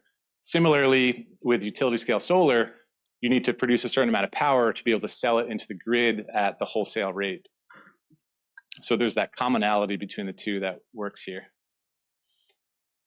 We've been active in the community for about 5 years. The first 3 years or so was securing all the real estate while the utility completed their interconnection studies. And we also were performing our environmental studies on the land. Once we got to a point where we could speak confidently about the project to the neighbors, we started knocking on all the doors. And this was about 2 years ago. And started meeting with various stakeholder groups, giving presentations to groups like Friends of the Rappahannock and Northern Neck Land Conservancy. Did a site walk with Soil and Water Conservation District. We've held 3 community meetings so far, and we're holding a 4th one actually right next door at the library on March 27th. So if any of the public, I encourage you to come from 4:30 to 7:30. It'll be an open house on Thursday, March 27th coming up. And through all this engagement, we're able to understand the questions and concerns of the public. And we use that to continuously update the design of the project and improve the conditions, the binding special exception conditions. For example, the visual aspect comes up. So we limited the height of the panels to 12 feet below the 15 feet allowed in the ordinance. And there's that surety bond in place to make sure that the trees stay healthy. Stormwater management during construction is important. So there's very specific conditions in the packet in front of you having to do with phasing of construction and robust inspections during construction. Decommissioning, there's a surety bond in place for the entire cost of the decommissioning for the lifetime of the project. Solar panel quality and safety is very important. So the commitments made there are twofold. One is to choose panels only from the Tier 1 list that's published every year, and also the panels that are chosen must pass the appropriate EPA testing, such as this toxic characteristic leaching protocol test, which ensures that there are no toxic chemicals that could leach. A few more, so soils long-term, what we're doing for the equipment we're choosing for the racking system is that terrain following type. So you follow the contours of the land, which means you don't have to move the dirt. And so any topsoil that would be moved would be because of the stormwater basins. That topsoil would be stockpiled and then redistributed following construction. But the array itself is designed so that these racking systems are driven into the ground and follow the contours of the land with no grading. And we've met with emergency services a couple of times. We've developed the right cadence of trainings and emergency response plan updates working with them. So in closing, the project will be decommissioned. It's temporary. You will not be able to see it from public right-of-ways. And the benefits to the county include a $24 million contribution to the tax base over 40 years, permanently preserving a large swath of land, and the grid needs more electrons. We're seeing unprecedented load growth. At the same time, we're seeing power plants like Birchwood retire. We're seeing small modular nuclear take longer to roll out than we had anticipated. So these new energy generation facilities are designed to fill that gap. So as your job is to find the most well-sited and well-designed projects, we're continuing to hone the project to meet the needs of the community, improving the conditions and the design, and we hope that all those improvements will check all the boxes for y'all. So I'll be here to answer questions. All right. Committee, before we have any questions for them, I'm going to allow the public to have their say. So at this time, I am going to open up for public hearing for PC 01-25 application Z-2024-00184 Gibson Solar special exception. To the general public, I ask that you please adhere to the 3-minute per person time that you are being afforded. And with that being said, first on the list is Ms. Rose G. Payne. I'm short. Sure. If you can state your name and your residence. Rose Payne, 15123 Hazelnut Lane. My farm, Cameron, is 235 acres, and across the road is 42. And we had to make a hard choice because for some reason I'm not getting any younger, and neither is my son. And we don't have any younger Paynes coming along to run the cattle. We still have cattle there, and yes, we're still doing that. But when we were approached by this company, we looked at the possible benefits for the county as well as for us. The one thing we did not want to see happen to Cameron was development. There's already one subdivision right across from us, and we didn't want to see another one on that land. So the big benefit for us was it's going to be an agricultural. It'll still have some connection to my family because that sheep herder is the granddaughter of my sister, Jean Trainer, that worked in the courthouse for years. So that's a connection for us that really is a positive. Then when you look at what this won't affect the county, it won't impact our schools. It won't impact the water system, which I'm on. And it won't bring traffic like we have on Owens Drive where I live. And Route 3 is crazy with traffic. So it won't do that to the county. It's going to bring revenue. It's going to bring energy. And if I'm correct, I think it's 15,000 homes possibly. And another thing that encouraged my sons, because they're going to inherit everything I own, and they were part of this decision, is the fact that in my hometown, Sealston, before I came down here, there was a power plant that has been abolished for the data center. So, of course, my son said, this is another form of energy that we've lost. So I think there are positives, and it was a hard sell for me because I love the cattle, but we had to make a choice for the future. And I have gotten to know Ryan. And when I've known that one of the neighbors had a concern, I asked him to go and talk to them. And we've had community meetings, and he's been transparent and answered any question. And you all know me because I've been before this before, and you know the history of Cameron. So I didn't have to tell you that. But I do want you to know it wasn't an easy decision, but I do support this for the county. And I hope it will be a yes vote so this process can keep going, because I've been in this going on 4 years now. So I hope you will see the benefits and pass this for the county. Thank you for allowing me this time to speak. Yes, ma'am. Thank you, Ms. Rose. Thank you. Next to speak is Mr. Al Hales. Mr. Hales, I want you to know I did receive your letter. Pardon me? I did receive your letter. Oh, good. Yes, Thank sir. you. Well, thank you for the opportunity to speak. My name is Al Hales. I live at 7115 Kitchen Point Road in King George. As you all know, the county passed a vision statement a couple months ago.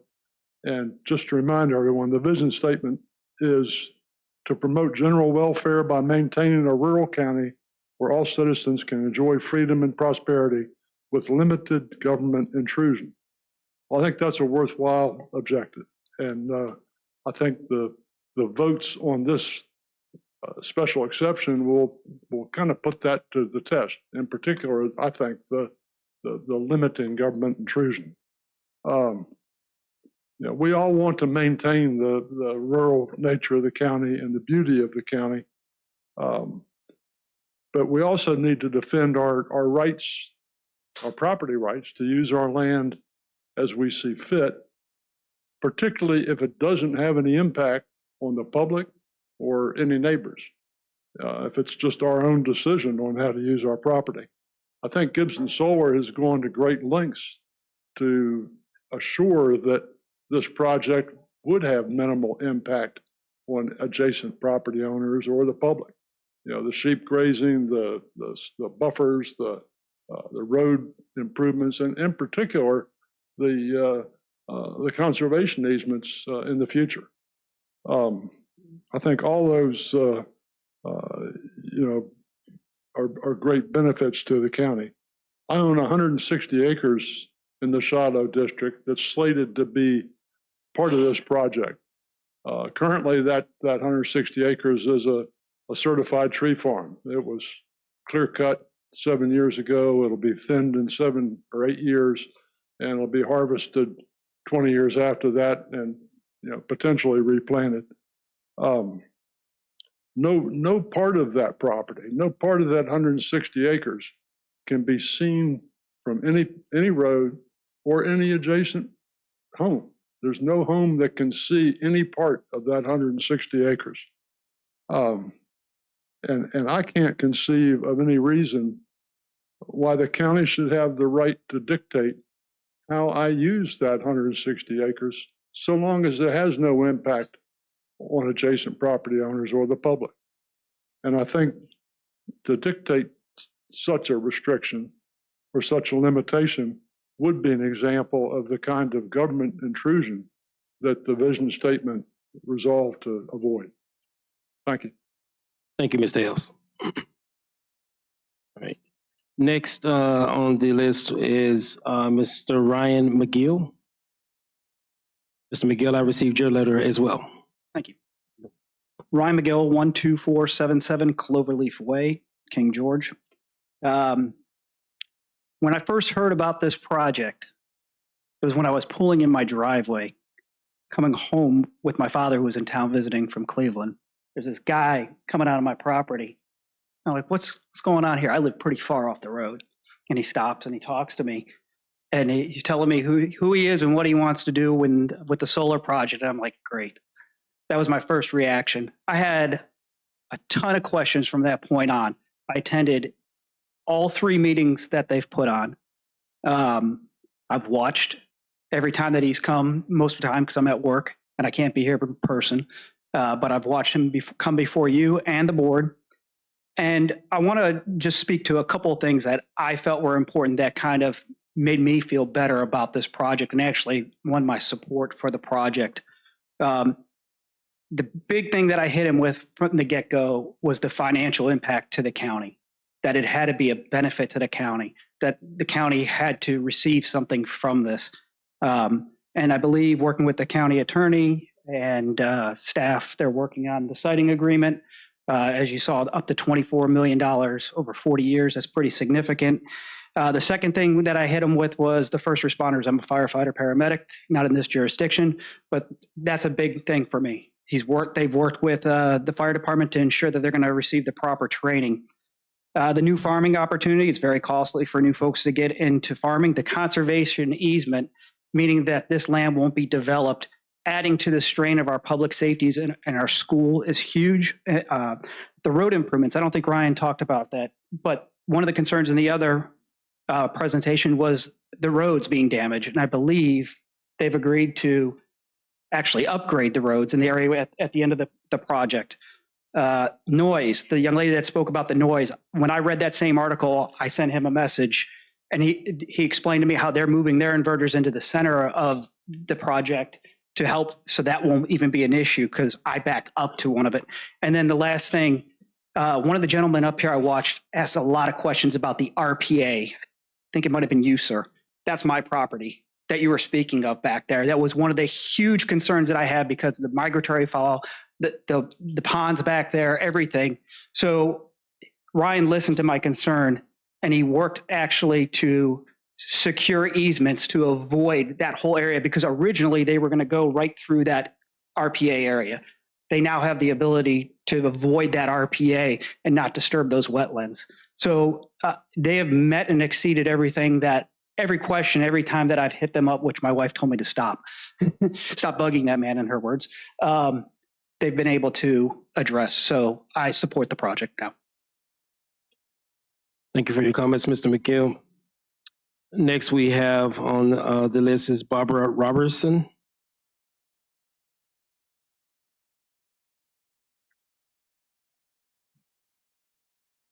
Ms. Robertson, I received your letter as well. Oh, good. Thank you. You might hear a few more of the comments that I made in my email to you last month or so. Anyway, my name's Barbara Robertson, and I live at 340 McCarty Road, which is actually in Stafford County. My husband and I, we have the largest, I think the largest parcel there consists of this project consists of 383 acres. My husband and I bought the property years ago because we both enjoy being outdoors, and he was an avid hunter. And we saw this as an investment to help support us in the future and possibly build a home in the center of all of this. So at the time, we weren't looking for land, but the prospect presented itself while a friend of ours was surveying the land as it was going up for sale. They already had a contract on the land, but the purchaser ultimately defaulted on the loan after he had it all cleared off. And we found out that it had gone up for sale again, and that's when we purchased like 242 acres. And then when we went around to introduce ourselves to all the adjoining landowners, they all wanted us, there was 4 different parties there wanted us or asked us to buy their land too. So that's how we ended up with 383 acres. So we spent a lot of time on the property, cleaning it up, putting locks on, gated locks, with the agreement of all the adjoining property owners. And that was to prevent people from dumping furniture and trash and going out there, because where our land is, it's out in the middle of nowhere. So, so of course, and then of course too, my husband was hunting it the whole time with a small group of family and friends over the years. So my point is that we were good. We've been good stewards of the land. We loved it out there, but unfortunately, my husband passed away from cancer in 2016, and so I don't spend much time there anymore because I'm certainly not going to go out there by myself. My grandson and some of our family friends, they still hunt it, ride four-wheelers on it, use it for skeet shooting, and but from my perspective, you know, I'm really not going out there much anymore. I had been thinking about selling the property, and in fact, Ryan had approached me several times, I think maybe for a few years, and every time I'd say, well, no, I don't think you want to get your panels all shot up. So, and then one day he knocked at my door, and I said, well, you know, maybe the time is right now. And this was, what, a couple of years ago? And so, but I had right before then started thinking about selling my property perhaps to a developer or even an outdoor weapons training facility because it's out in the middle of nowhere and wouldn't be too noisy for neighborhoods. So, but then when this property came into me in the form of open road renewables for the solar project, and I thought, well, this is probably the best thing for me. I felt like God had led my husband and me to this land, and he's now given me the opportunity to sell it for a purpose that will preserve the land for wildlife habitation instead of residential development. I'm excited about this project. It's the perfect way to keep the land from being developed while still leaving a lot of the trees left standing to support the wildlife. So since Open Road Renewables proposed plan includes bonded decommissioning and site restoration protocols, the project will ensure the responsible use of the land over its 40-year lifespan and the continued agricultural use of the land with livestock Ms. grazing Robinson, under. unfortunately, your Not time yet? has expired. Okay. Well, anyway, I hope that you approve the project. Thank you. Thank you very much. Thank you. All right. Next on the list is Dennis Bragg. Mr. Bragg, I received your letter as well. Thank you. I live at 13436 Maddox Drive, King George, right off Big Timber Road. My property backs right up to the 42 acres that the Paynes have. And the first time I'd heard about it is I was talking with David. He said, hey, I want to give you a heads up. We're talking about selling the property. Well, of course, my wife and I looked at each other and said, you know, that's not what we want to hear. We bought the 10 acres we have. It's there. Our home butts right up to that. We just have a small tree line that goes down between that, the power line, and then the 42 acres that sits on that side of the road where it's all cut for hay every year. A little after that, this young man over here, Ryan Gilchrist, comes knocking on the door. We have an opportunity to sit down and chat, and I can tell you I had a negative view right off the bat because I was not looking to have anything like that happen. My wife has sit there and she said, nope, we can't do this. We continued to talk. We talked to the neighbors. I have a couple of the other neighbors that are here with us. Mr. Rhodes here, his property on the other side comes up to the other side of that field. And we have found by working with Open Roads, our questions, our concerns, sometimes slight deviation as far as moving an inverter somewhere within us because of noise, as far as more vegetation to keep us for line of sight to having to deal with that. All that stuff has been addressed, and it's been addressed very amiably. And as far as working with our neighbors, as you saw on the list here, even going back, because we are on a private road off of Maddox, but coming in and says, you know, we can actually come in as we do Big Timber to redo that. We could actually come in and do something to help your community. This right there at the same time. They've been nothing but good neighbors so far with everything that we've dealt with. And there's no expectation that they wouldn't be, but anything but that. I'm not a big proponent of green energy as far as, you know, with everything running around, we have to have electric cars and all that. That's not my deal. But I will say the one thing I don't want to see in this county is what I've seen in other places is more residential farms turned into residential neighborhoods. That's not what we purchased. That's not what we looked at for in here in King George County. And it's unfortunate because you go down roads like Edelin Road and things of that nature, places that were farms are now communities that are sitting in there. So very much in support. They've been extremely good. There's no reason in the world to expect to open roads, and Gibson wouldn't be supportive and do everything they've said and keep it agricultural as they've stated as a farm. Thank you. Thank you, Mr. Bragg. Next on the list is Donna and Johnny Breeden.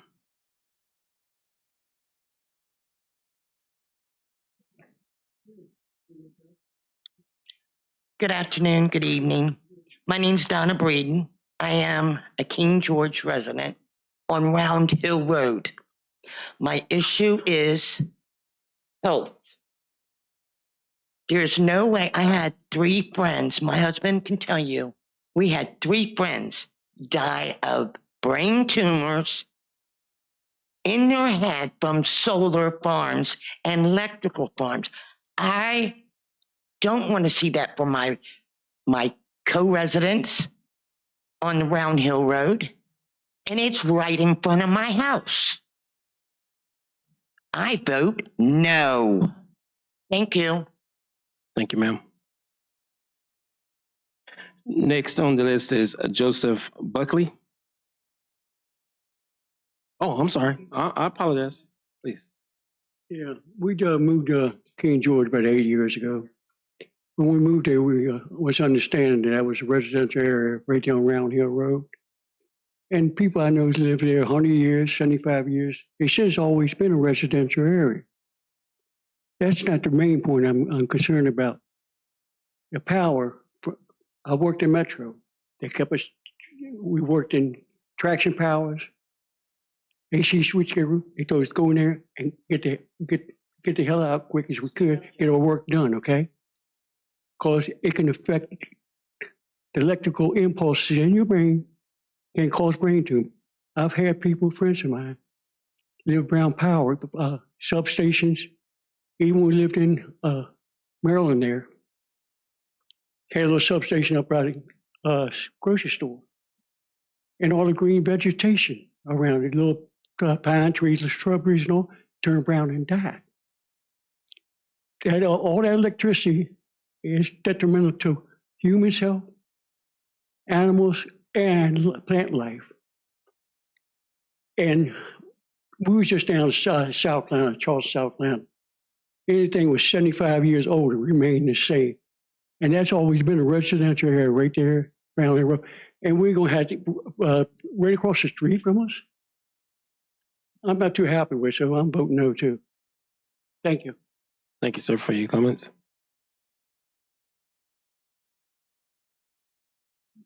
All right. Next is Mr. Joseph Buckley.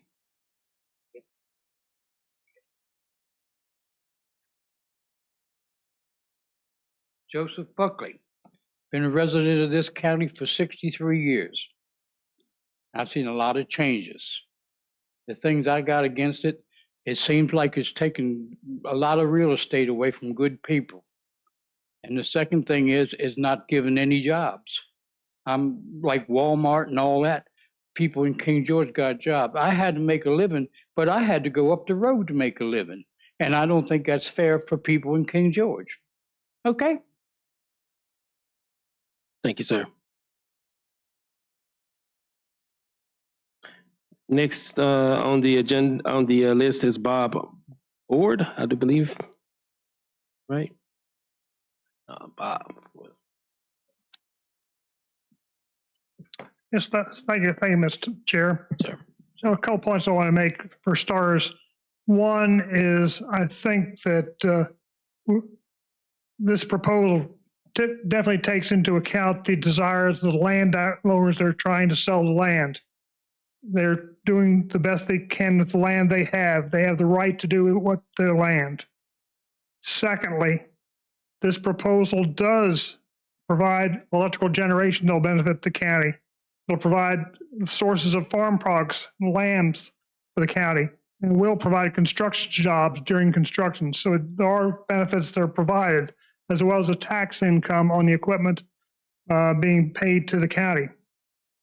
As far as environmental impacts are concerned, a lot of concerns have been expressed, and Open Roads has tried to make sure that the sites is buffered, that provisions are made to avoid runoff, that provisions are going to be made for site reclamation, and provisions for equipment disposal at end of life have been provided.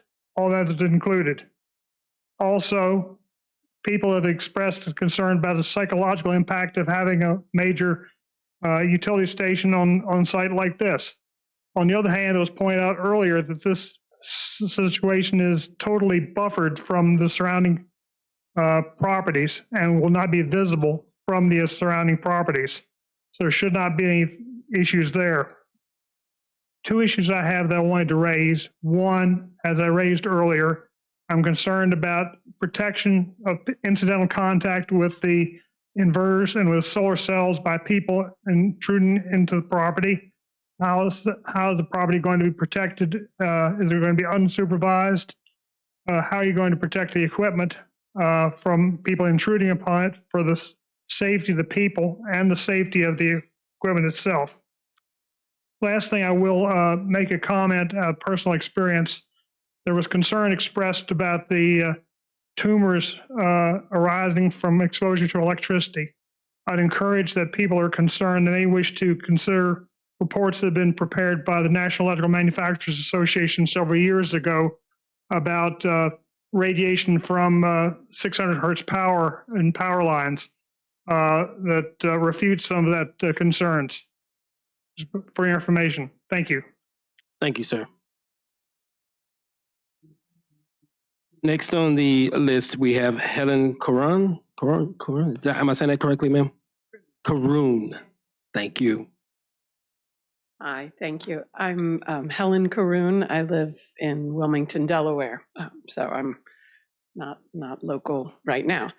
My grandfather, Harvey Janney, bought the land in this area in the 50s for timber for a lumber business that is in Fredericksburg, Virginia. And over the years, I have lots of cousins from all ages, all areas of the country. And when we are figuring out what's the best way to get revenue, but also keep land conservancy, this property was one that was kind of always out there. And when Ryan Gilchrist approached our family, he answered all the questions, just like Mrs. Payne said. My grandfather and my mother were huge in land conservancy, and he was able to answer all of the questions we had. The revenue that it would bring for the county, the agriculture part, the sheep, everything seemed to help give us a solution rather than have to feel pressure to sell to a developer down the line with so many different interests in our family. So we wholeheartedly support it. I completely understand all the different questions people have, but I really think they've been answered for a couple of years by this group. Thank you very much. Thank you, ma'am. Next on the list is James Shaw.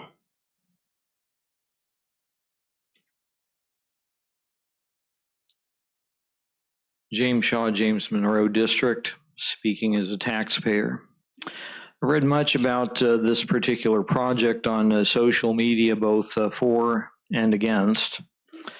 I've seen the materials presented and quizzed both the Ryan and Kelsey, the developer, and the grazer.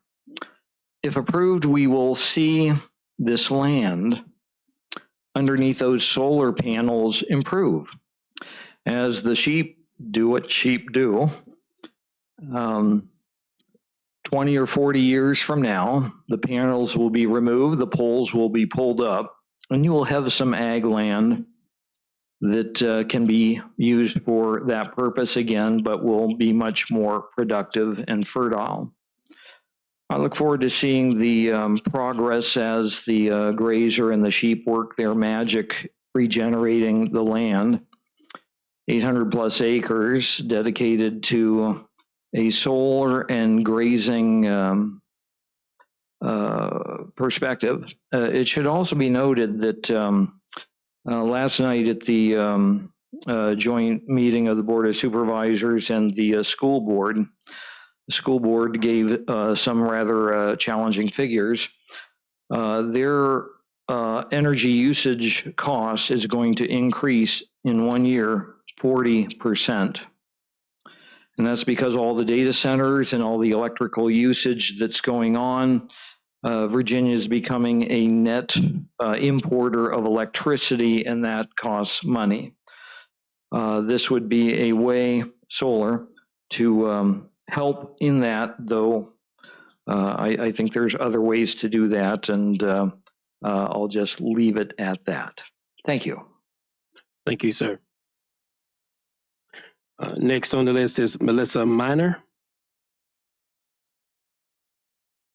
You waving? Okay, waving to decline. All right. After that is Mr. Sam Stilo.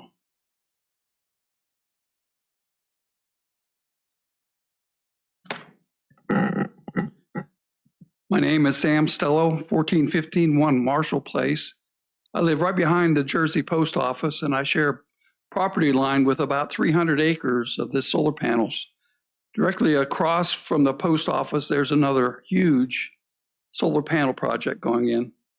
I had a lot of environmental questions when this was first proposed to me, and I worked with Gibson and worked through all of my questions. But I had one that was really kind of nagging at me. I did my internet search and found studies that said that the solar projects would not cause electromagnetic interference. Now, no one else has talked about that, but potentially you could have interference with your television, your radios, your internet, satellite communications. And so it was a concern for me, especially since I'm a ham radio operator and I've spent a lot of money on radios and equipment. So two of us in the club, King George Amateur Radio Operators, packed up several radios and antennas, and we drove over to Spotsylvania on the assumption that whatever they put in Spotsylvania would be kind of similar to what they're going to put here in King George. And we tested 3 different locations. We got as close as maybe 200 feet just outside the fence work. And we tested everywhere from 3.5 megahertz all the way up to 450 megahertz, which was the range of our radios. We couldn't check the whole spectrum. We just spot checked it where the ham radio bands, which gives a pretty good distribution. And we couldn't hear a peep from the solar panels. And that made us very, very happy. So at this point, I have no objections to the solar project. Thank you, sir.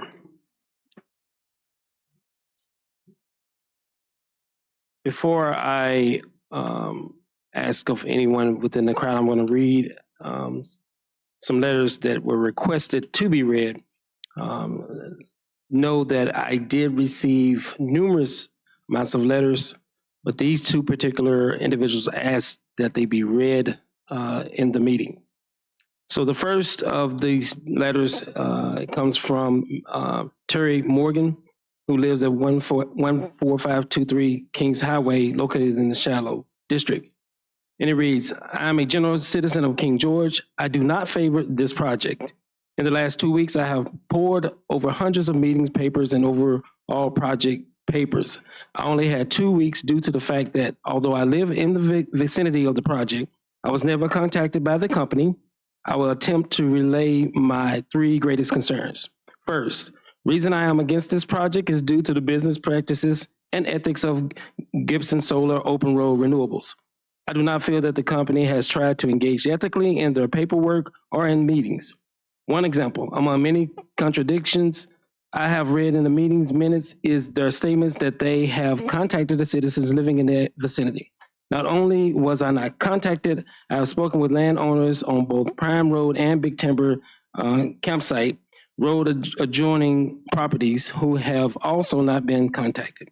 Secondly, I do not think that this project is in accordance with the county's overall comprehensive plan for the Rappahannock River South Rural Development Area.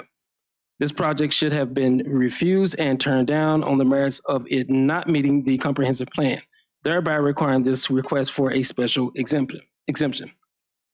This area of King George has always been an area I have been able to enjoy both up close and by connecting properties throughout my life. This area has some of the best crops and farm areas in King George. It has also kept the rural look as we are the gateway to the Northern Neck. This area is also part of the Potomac River settlement area. There are important creeks in the area, the Maddox Creek and the Kings Mill Creek, and many others. This project will interfere with these waterways and, of course, the land disturbances from not just timbering, but racking the land for grade after timbering. Is something of which we have no idea of the long-term environmental impacts. Lastly, by appointing the special exemptions, we open a can of worms as other companies coming into King George will want these exemptions. We already know that between the November 12th meeting and the paperwork for the February 11th planning meeting, more parcels were added. This is an example that no land is sacred to a company like this one. This type of action shows that they do not care about the farms in the area or the wildlife. This area is rich with the American bald eagle, deer, fox, and even more small game. I have even seen an albino owl on our conservation land located less than 50 yards from the project. I am saddened and disheartened that was a community would be willing to bend the knee to a company that would destroy the land which is so rich in early American history and agriculture history. If we deviate from our purpose as a county, then we surely tread a dangerous path. James Madison once said, temporary deviations from fundamental principles are always more or less dangerous. When the first practice fails, those who become interested in prolonging the evil will rarely be at a loss for other pretexts. We should vote no to the project and not allow the company to come back with counters unless they are willing to put this project in the industrial sector of King George as outlined in our overall comprehensive plan and not pillage our farmland.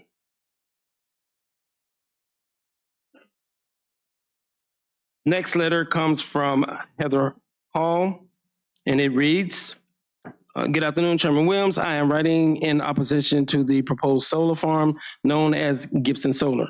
I would like my opposition to be read aloud and memorialized in the meeting minutes as I am unable to attend in person tonight.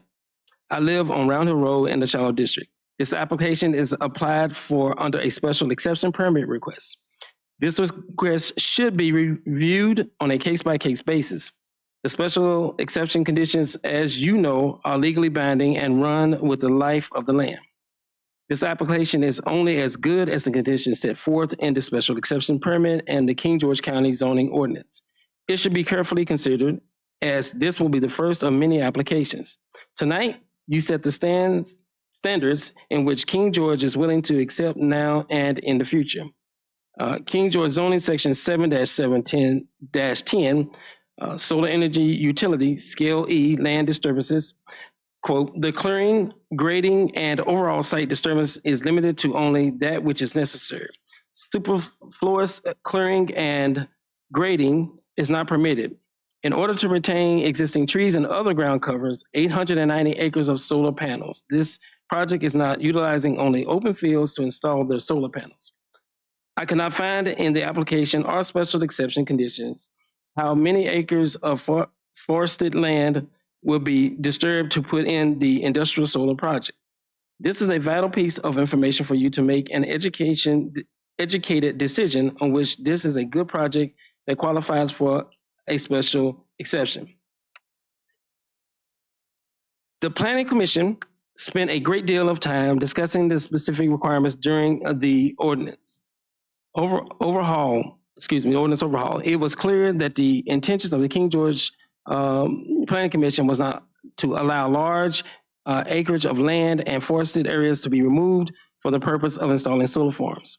Comprehensive Plan, Chapter 3, Land Use, Culture, and Natural Resources, B, Policies and Land Use, Cultural, and Natural Resources within the county, Land use plan repeatedly encourages that the protection of forested land and the need to support the habitat for wildlife. How does disturbing hundreds of acres unnecessarily protect our forested land? How does that comply with the comp plan? The staff report refers to the industrial policies and implements strategies of the comp plan. However, nowhere in the rural development areas of the comprehensive plan does it encourage industrial uses such as utility scale solar outside of the settlement areas. In layman's terms, utility scale solar does not belong in Shiloh District, which is the most rural area of the county.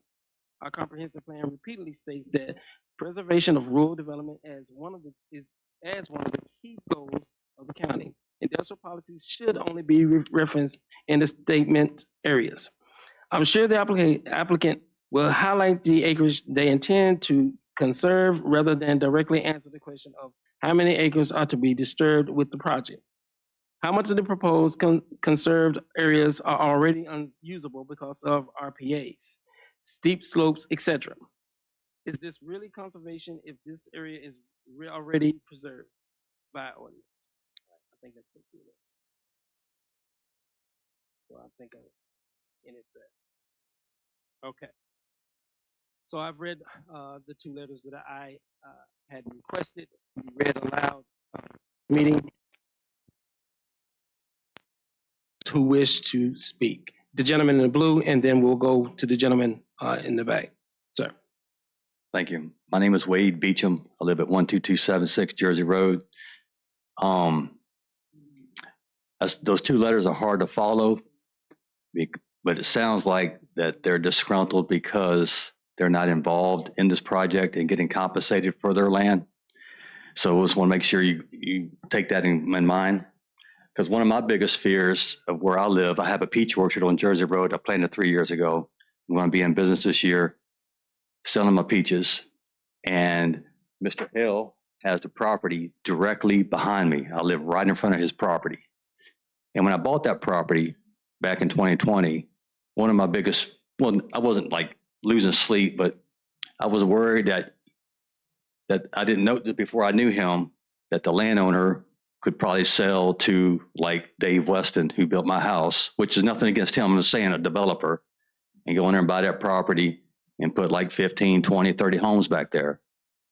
And that is not what I wanted or this county needs, because we already have, the 8 years I've been here, I've already seen the congestion increasing big time. So one way the county benefits with keeping congestion and building and sprawling down is by keeping the farmland occupied or with solar panels to keep it rural and agriculture like they've been discussing. And it also, at the same time, gives you tax revenue without increasing the population and traffic in this county. I was Ryan Gilchrist and Open Road. They're good people. I've been talking to them. They've been, my wife and I have been talking with them. And I was concerned at first, is it going to harm my peach orchard? You know, because I put a lot of time and work in that orchard. And y'all more than welcome to drive by. It's going to be flowering here soon at the end of March. I'm going to be like it's going to be like cherry blossoms here in King George, except it's going to be peaches, of course. But anyway, I was concerned would it affect the orchard, because, you know, peaches needs a certain amount of chill hours to set the buds for the next year, you know, for the next year crops, you know, next year's peaches. And would a heat island effect, would that causing, you know, would that happen? And from all the research I've done, that is, it will, up close, you will feel some heat, of course, but once you get out from 100 feet of that solar farm, the heat dissipates, and it does not affect any microclimate heat changes on other people's property, including, and I'm going to be like, we said it was about 200 yards. I'm going to be in front of yours. Yeah. So yeah, no negative effects. No negative effects on our property, and it protects people, farmland being sold and developed like they did over in Hop Yard. You know, you drive by that place, people talk about eyesores. Oh, they're going to be at this farm. It's going to be an eyesore. All right, so your time is up. Well, that's an eyesore out there, but because there's houses everywhere, no trees to cover them. Thank you. Yeah, Thank you. All right, I think the gentleman in the back had raised his hand.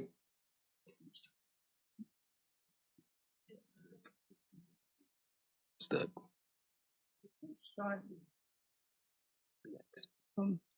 Gary Sitzman again. Still live in Stafford County. We own property in King George for about 20 plus years. We're basically land investors.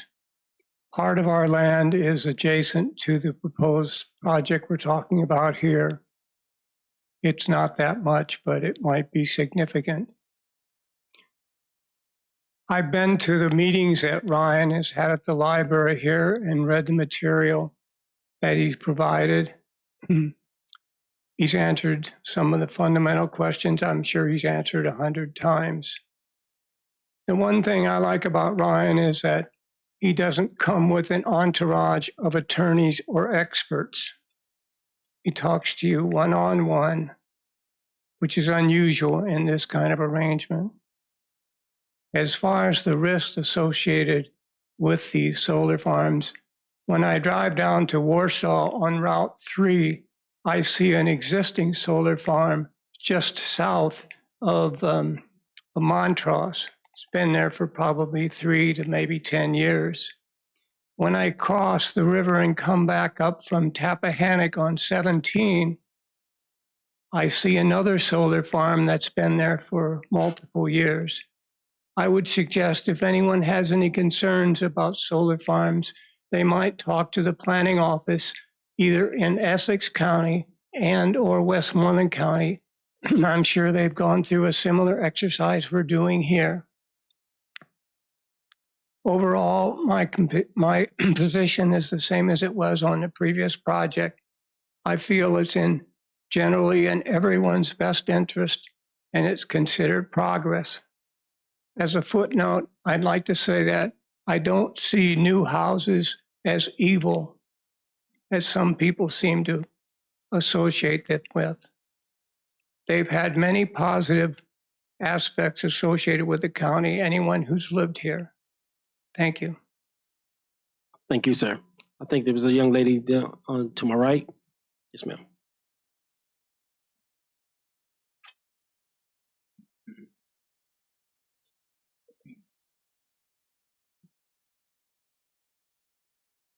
Good evening, Kelsey Trainer, Paspatanzi. Thank you for this opportunity to speak with you all tonight. I'm proud to serve as a contracted sheep grazer on this facility. I farmed in King George most of my life, and I've always dreamed of coming back home after college, married, family, and being able to farm full time. But the harsh reality of what that looks like in 2025 is scary.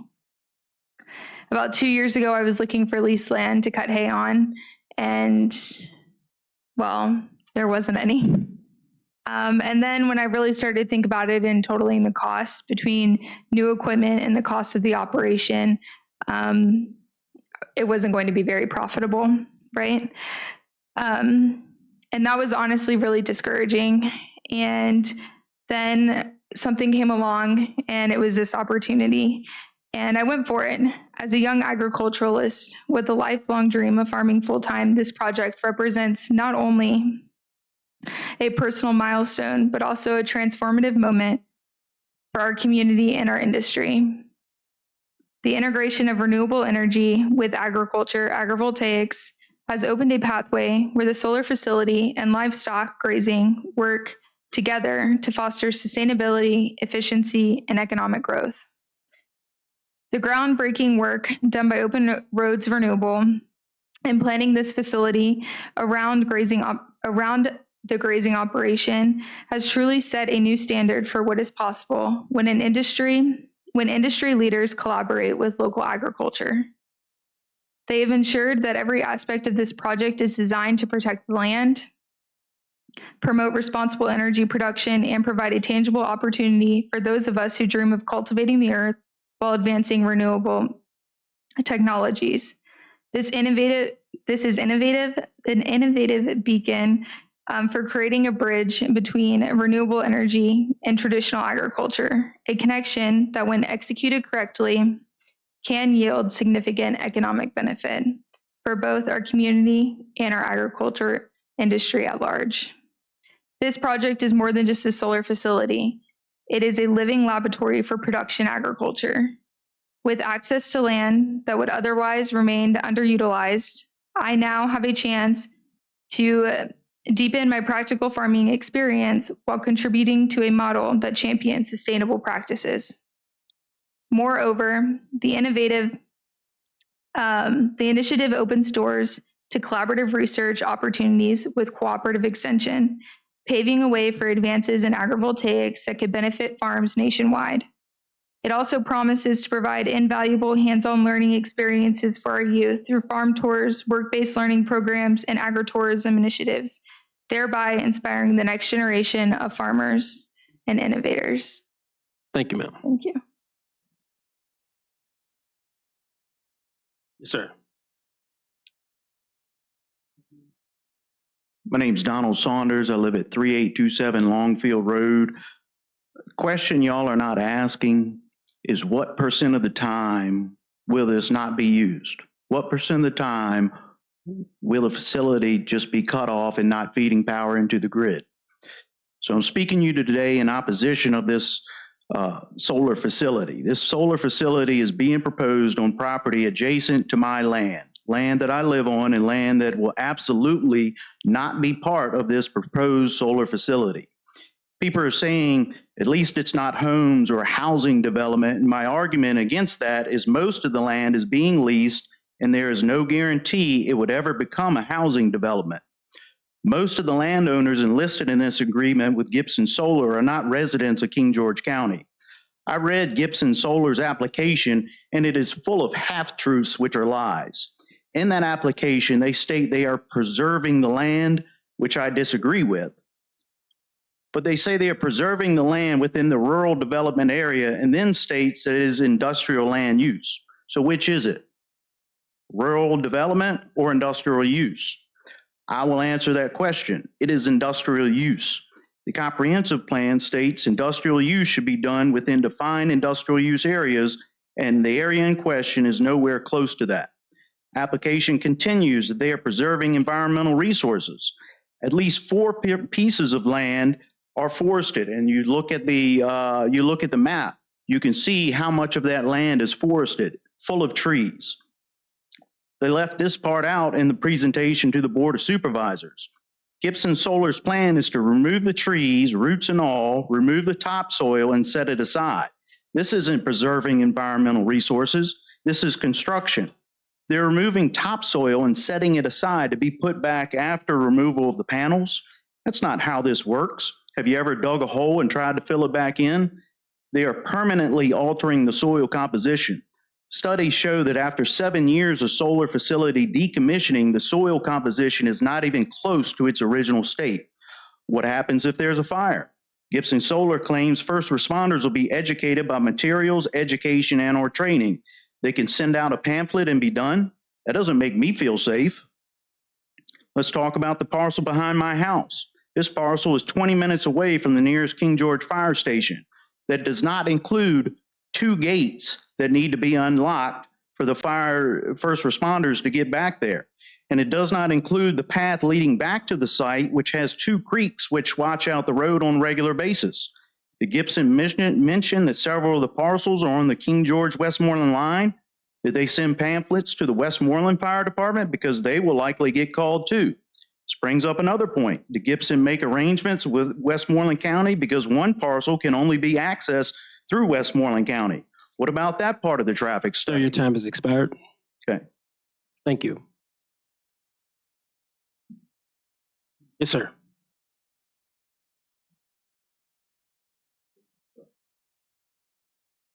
Give me just a second. Okay. I'm Jason Greenwood, Shiloh District. The topic at hand is whether or not this commission should recommend approval of a special use exception to our zoning ordinance. So basically, the law, right? That's the topic. And I'll give credit to a lot of the speakers. The conservation easement, attractive to me too. So I'm a property owner in Shiloh, right? I think that's great.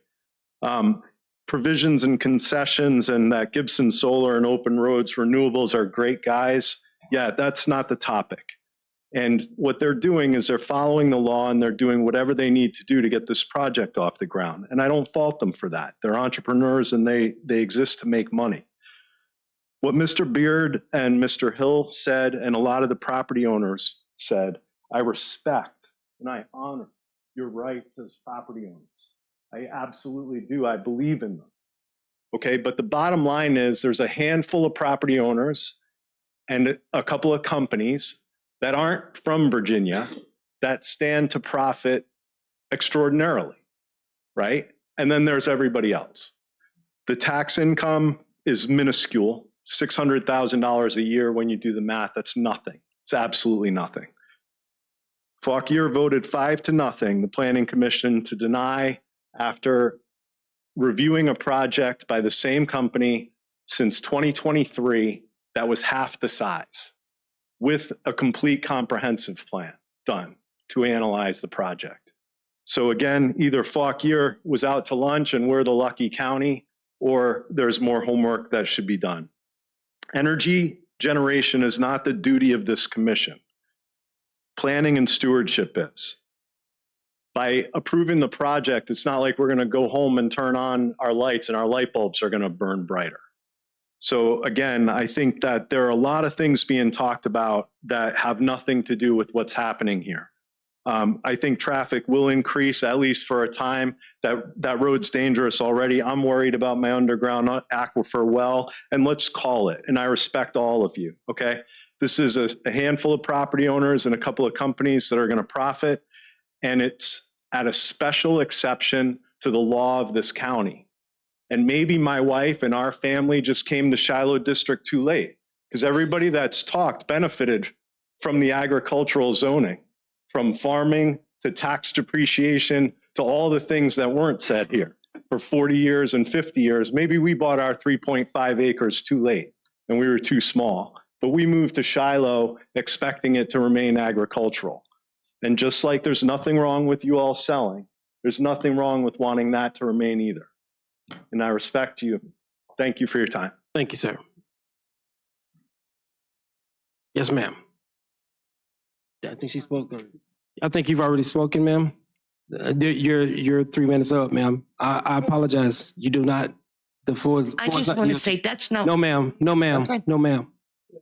No, ma'am. Are there any others? Yes, ma'am.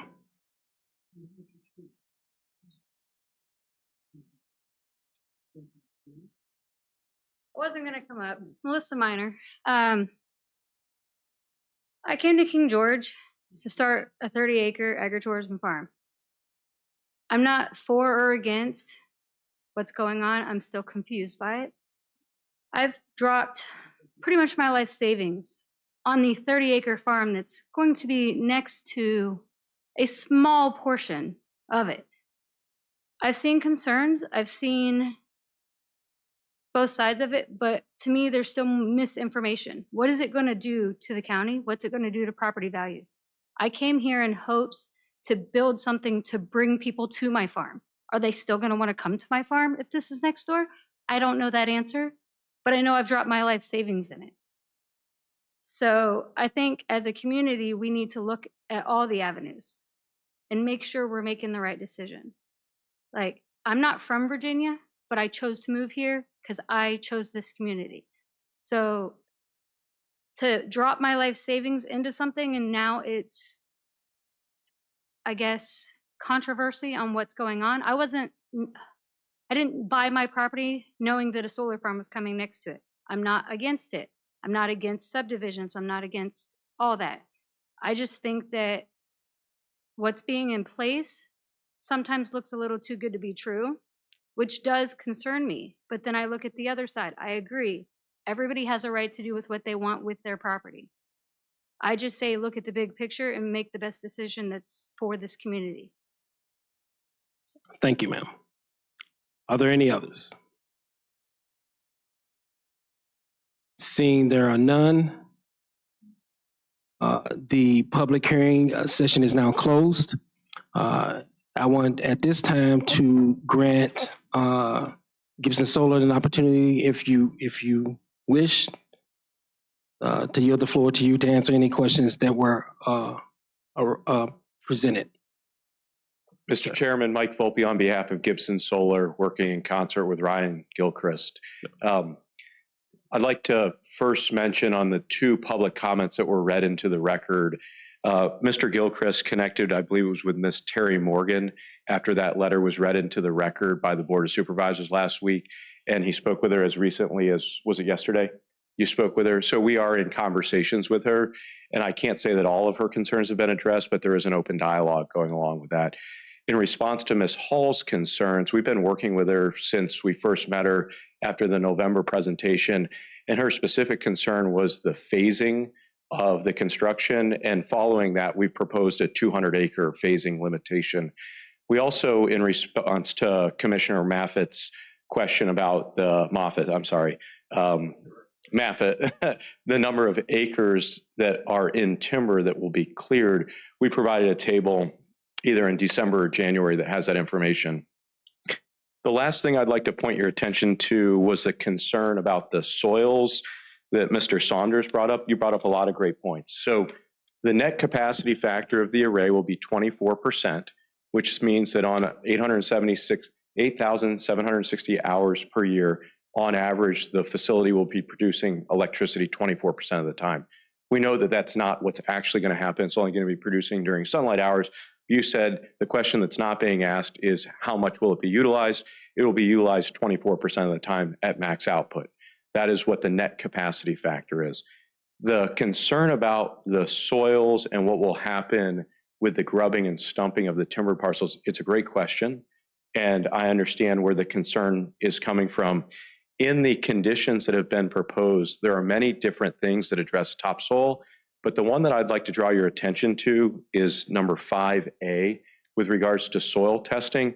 To paint the picture for the public at a high level, what this says is that the applicant shall test the soils prior to construction and take a baseline on the chemical, physical, and biological attributes of the soil at multiple different locations across the site.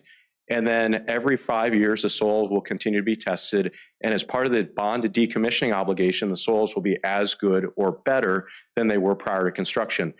How can we make that commitment with such a high degree of confidence?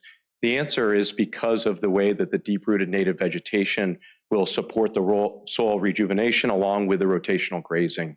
The last thing, I think it was Mr. Greenwood spoke about Fauquier County. I presented to Fauquier County, and he's asking the question, why was it a 5-0 no vote? I would say that they don't have the same interest in the fiscal benefits and permanent ag preservation that this community may. Also, when he talks about this project being an exception to the law, I'm not an attorney, but I see it slightly differently. I see it as a permitted use so long as there are sufficient conditions that mitigate the impacts. That when I think of what a special exception use is, it is a permitted use on that zoning designation, provided that the 50 some odd conditions that are being proposed sufficiently mitigate the impact. So thank you for the opportunity. Happy to answer any questions. Thank you, sir. All right. I'm going to open the floor for the commissioners to discuss. Please speak up on recognition from the chair. Do I have one?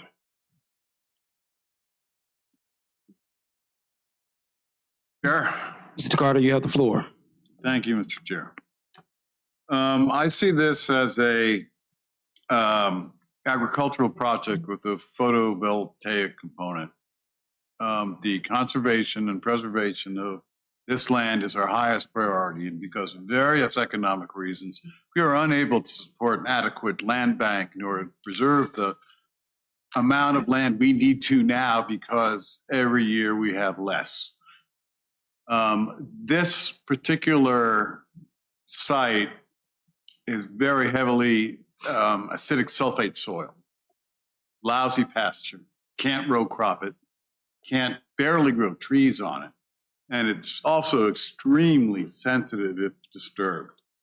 No, we don't want to be dumping. You see this soil formation as you drive down 64. I mean, this site has a lot of it. It's acid soil, acid sulfate soil, look it up. 30 years of grazing on that property will essentially reclaim it. This land has been abused in the 100 years leading up to its current state. This is conserving, preserving, restoring that soil. And frankly, the shade cover will help establishing the ground cover. And I urge the developers to be extremely sensitive to their soil disturbance, which is the primary cause of noncompliance with wetland management, is not getting cover back on top of where you've disturbed. You know, the big retention ponds are of concern. I haven't walked all the land, but the land that I've walked is just that soil type. To get grass on that and pasture and 40 years of grazing will be a gift to our grandchildren. I would rather have the 40-acre, I would rather have the 450 acres in conservation 40 years from now than what we have today. The young farmer getting into agriculture is going to take this kind of integration with industry and technology and innovative land use. You know, we as a county cannot do the investments we need to develop an agricultural industry. I would love to have greenhouses all the way up and down Kings Highway, like the Dutch have. I agree with Fauquier County in the sense a cap on total acreage for a single use should be a consideration. We don't want to be a data center county. We don't want to be a solar farm county. But if we have to have a solar farm, this is the kind of project I think fits King George. And I look forward to King George Mutton. I think we should brand it and have a King George Mutton Queen and have a mutton festival and you know, you can only get it here at, you know, terroir.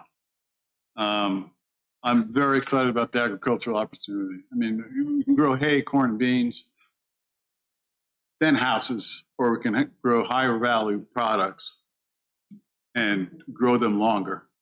Thank you, Mr. Chair. Thank you. Mr. Chairman? Yes, sir. If you don't mind, I have a couple other questions for Gibson, and how we address those, we'll let the chair decide.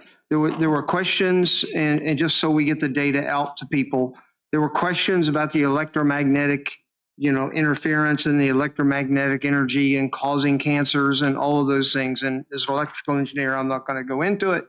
But if you could at least please give us some data for the audience about how far away your transformers and your substations and the connection, you know, to the distribution lines, right? There's one point of what's going on with the electrical energy and the panels, and that's pretty low voltage stuff and not a whole lot of energy. But it's those substations and inverter stations and all that where really the electromagnetic energy is being created. Can you give us a distance to the property lines from those points? Yes. Commissioner Nicely, thank you for the question. The National Institute of Health is the subject matter expert on the topic. EMF is the vernacular that's used for the concern. What we know about EMF is there's logarithmic decline in EMF such that for every 2, 4, 8, 16 feet, it significantly reduces. The measurement is in milligauss in terms of the EMF measurement.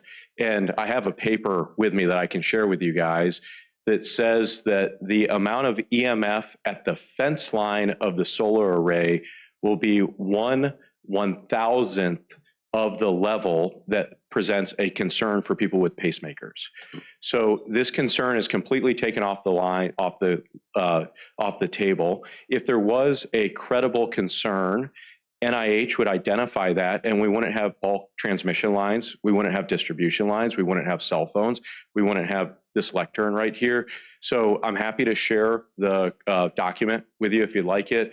I would love to have it. Yeah. As an engineer, I'd love to have it. And I will tell you, I have passed on buying property here because of transmission lines. So I am certainly aware and conscious of the concerns that people have. I'll share it with you. My second question is, you went through it pretty quickly. Can you describe what you were talking about as a 200-acre phasing plan? Yes, sir. I was going to ask about if you all have a construction phasing plan that you could We do. It's show condition people about which 4K, sections. in the draft conditions I'd reference. 4K? Yes, sir. Thank you. Condition 4K, land disturbance comprised of installation of erosion sediment control measures, stormwater management measures, permanent landscaping within the site clearing, grading, road construction, and other civil work conducted to prepare the site for the installation of equipment shall not exceed 200 acres at any time. This condition came from a concern that Ms. Hall raised following the November meeting, and subsequent to that, we proposed this phasing limitation. So do you have a phasing plan of which sections of this overall project, how they plan to be phased in construction? We don't, but that'll be part of the final site plan. And the reason we don't yet is because all the stormwater design work is driven by final equipment selection. So the final wattage of the modules, the final racking equipment, the final inverter size will drive the stormwater pollution prevention plan permitting. And from that, that will establish the volume, size, location of all the civil BMPs. And the phasing plan will come from that. One thing that we know on the stormwater side is that in 2024, DEQ updated their regulations, and the post-development flow must be 20% lower than the pre-construction flow. So there's tremendous amount of work that's been done on the civil stormwater side of it. The phasing plan will go hand in hand with the erosion and sediment control and the SWIP, and that will come, if we're successful in the discretionary special exception permit, in coordination with county staff, DEQ, and then concurrence with the agencies with the submission of the final site plan approval. Thank you. Yeah. I yield the floor to Mr. Parker. So, yep, thank you, my other commissioners, for their comments. I kind of disagree on a lot of points. To me, this is a special exception to a special exception. It does not fit in any way within the comp plan. This is a utility scale power generating project in a rural development area, which is completely counter to our comp plan. And it goes against all the special exception language that we put in there with regards to clearing land. I understand. I echo the last speaker's comments that it sounds like they've done a good job of ingratiating themselves with the locality, and I commend them for that. But this just doesn't fit.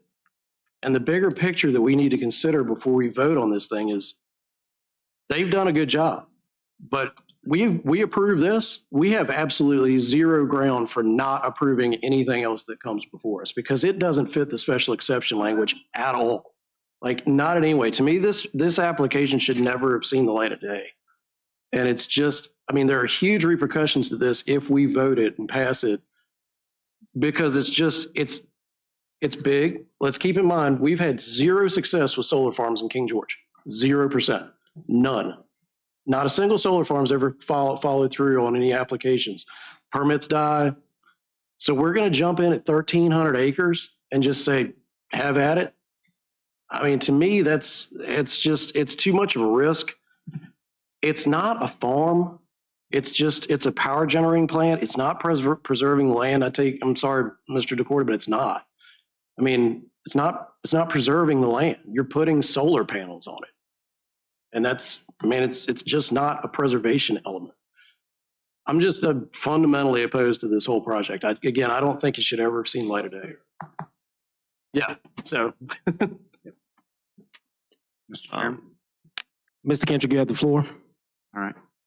So I mean, I've heard a lot of pros and cons, and most of them make all the sense in the world. And I can understand the property owners' desire to see this project go through. It's in their financial best interest, and I appreciate that. But I keep coming back to the idea that we're going to, according to the comp plan, we're supposed to be trying to preserve the rural character of the county. That's a very primary rural area of the county. And we're going to preserve it by turning it into a 1,900 acre industrial park. Because let's face it, it's an industrial level solar farm. Its equipment is what you're going to see. You're not going to see the ground very often. I look at it on the site map, and it's huge, and it's not contiguous. It's spread over the site. There's 48 parcels according to the documents I have. I went through and just sort of did a quick count of the individual little sites, and it's more like 20 to 25, depending upon how you look at them. So it's not one solar farm. It's almost like having 25 solar farms we're approving here. I just can't see the logic of it. And I come back to the idea that it's not in compliance with a comprehensive plan. So I'm just not in favor of it. I think, Mr. DeCarter, you wanted the floor. The floor is now yielded to you. Thank you, Mr. Chair. I mean, I'm very sympathetic to what I'm hearing. It's not. I don't want to dispute or argue about something when we agree on it. The idea that if we have to have one of these, the only place we can put them is A1, A2, A1 and A2. I'm sorry, we don't have any A1, A2 in our industrial park. But so why do we need a solar farm? Yeah, I don't think we do, unless we're getting power from it or it's integrated into other systems. You know, but it's a reality. Power generation is distributed. This particular lot, I've seen 1,000-acre fenced-in blocks, and the wildlife can't get around it. This is wildlife corridor. Its segmentation is its superpower. So it doesn't make it a continuous, massive, southwestern range. The fact that the land will be returned to us in better shape than they got it is crucially important in terms of soil health, in terms of keeping the predators away, the human predators, the two-legged predators. The opportunity for agritourism and spin-out industries is there if we want to exploit those. Right now, having tree farms on that site isn't delivering the kind of value to the county that I think we should. I find it absolutely consistent with the comp plan in preserving the agricultural character of the county. You have livestock, you've got grazing, you've got agricultural activity. And the two activities, grazing and solar farms, are pretty benign. I wouldn't want a power plant or a tannery or a chemical plant or a paper plant or anything like that on that land. I don't see it as industrial. It is passive, it is benign, it's not emissive, it is not odorous,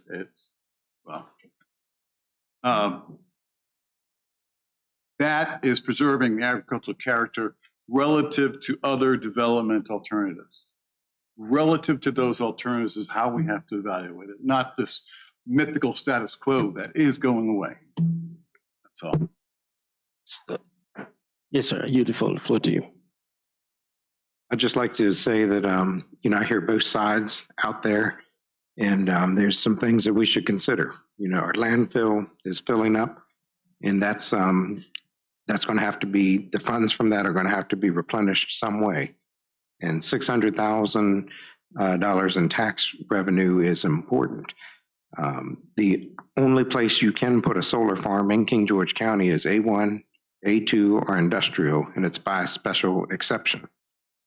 There is very little industrial land relative to A2 and A1. I will say that if you wait 45 years on this land, it's almost certainly going to be subdivisions if you track what the developers are doing. So in a way, we're putting this land in a bank that will be available for use in 45 years. And I really appreciate that they're still going to do some farming, and they've gone out of their way to answer every question and bend to everybody in the community. And, you know, the fundamental thing here is property rights. You know, you all own property here, and the same ones that are saying we don't want somebody to do this, they could make the same argument. You don't want to put a shed on your neighbor's property. You know, it's your right. You know, that's why we pay for land. And to me, that's very important. And I'm definitely in favor of this project, and I think they've done a good job. Ms. Nice, you've been recognized. You have the floor. Thank you. I have one question for council and a couple more questions for you guys. Our zoning ordinance for utility scale solar energy, section 7710I, additional setbacks and location standards, says that no utility scale solar facility shall be located within 2 miles of another existing or permitted utility scale solar facility unless they are part of a contiguous solar farm. I understand this is contiguous, but I was wondering if you know what the justification for that addition in our ordinance was. Mr. Chairman, I do not. This was developed by the Berkeley Group, as I understand it, and adopted, and I can't give you justification for why they did what they did. I assume they took public comment, but I was not the county attorney at the time. I would assume that they took public comment, that they talked to you all, that they talked to the board members, citizens, and they came up with this, but I can't. I have no personal knowledge or could know why they phrased it that way. Okay, I don't know if anybody else remembers. I don't either, but because this is parceled out into different parcels, I wanted to refer back to this to try to understand if there was some consequences of that I'm not thinking about that justified why we put that in there. And then the other questions I have are, who inspects the site to make sure that the environmental regulations are being followed?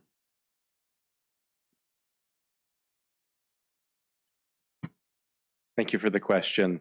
I'd like to direct you to condition 4J. The primary environmental considerations during construction and operation are going to revolve around stormwater runoff. If you have stormwater runoff, that's an environmental contaminant into the Chesapeake watershed. And almost verbatim, the conditions in 4J came from Walnut Solar that we developed in King, Queen County on the Middle Peninsula, because they have a RPA area as well. If you take a step back in the solar industry in Essex County, circa 2019, there was a 20 megawatt facility that was under construction when there was a large storm event and there was a bunch of runoff. Ever since then, there have been updates to the way that DEQ has been administering the SWIPs, and the Erosion and Sediment Control Handbook has been the governing document. But the developers that really care about environmental compliance will do belt and suspenders, where they'll codify the binding commitments in the conditions alongside the regulations that are in the Erosion Sediment Control Handbook and the DEQ regs. Condition 4J talks about the requirement for us funding on-site inspector, a qualified inspector. So someone that you pay will inspect to be sure that you're following all of the requirements with DEQ. Yeah, I think it would be helpful for the public to read it, because you guys have consent on selecting who that party is, but the funding comes from us. Would it be okay if I read condition 4J? Yes. Okay.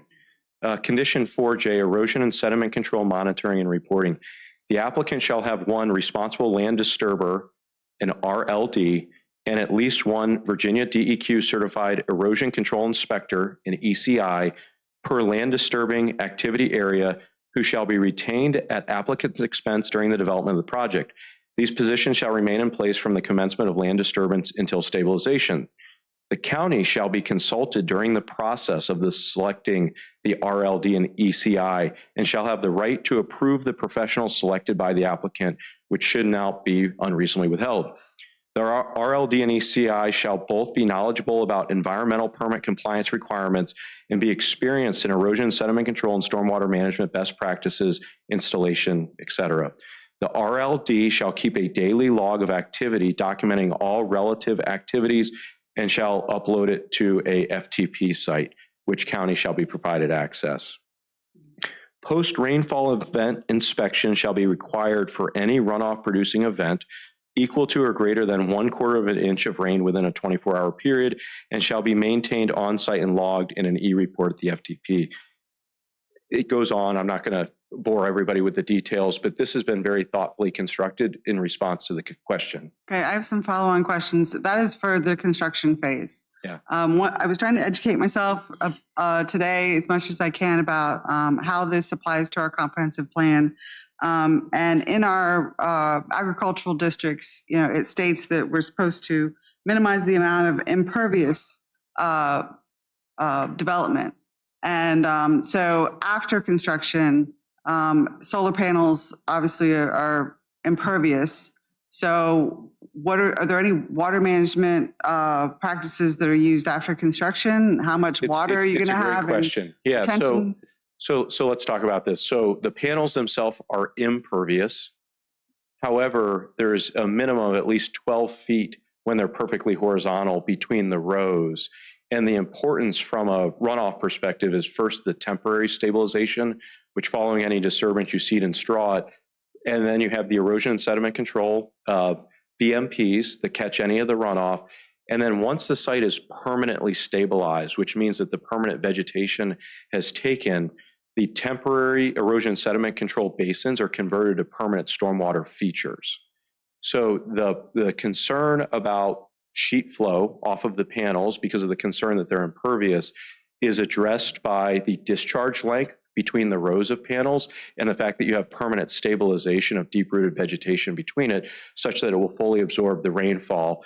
In addition, at all of the low spots, you'll have the temporary erosion sediment control provisions during construction. And then once temporary stabilization has been established, as approved by DEQ in the county, you then convert those temporary sediment basins to permanent stormwater discharge areas. So part of my thought process in this is if you have a large amount of water that's being held in stormwater, you know, after construction, this is water that's not going where it naturally would have gone. And so I'm a little concerned about what the consequences, some of these are very small creeks. If that water is not getting to where it used to get, what are the environmental consequences of that? Yeah, it's a great question. All of the sediment basins from a civil stormwater perspective are at the low spots within the disturbance areas. So the water will naturally continue to flow where it otherwise would flow.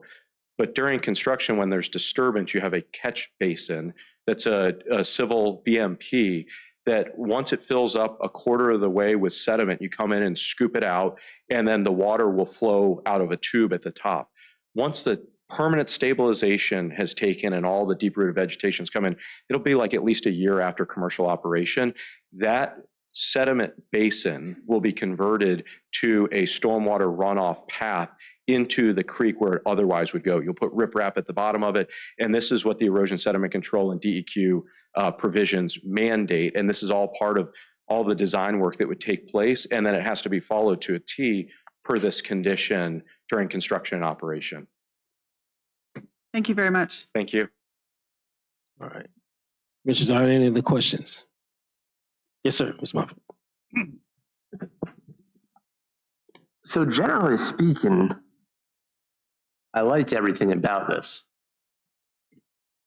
But the major concern I have is the same one Mr. Parker has, which has also come up in casual conversation with other members, which is if this is an exception to an exception, what does that do to the county's power long-term in terms of controlling applications that don't fit into the comp plan.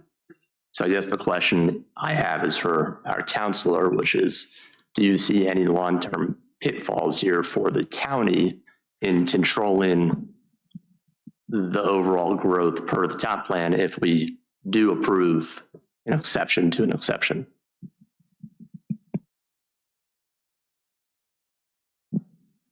Mr. Chairman, the reason the ordinance requires a special exception is so that you all can take each one of these on a case-by-case basis, so that you can, if you decide it has merit, you can add conditions to mitigate anything that you think should be mitigated.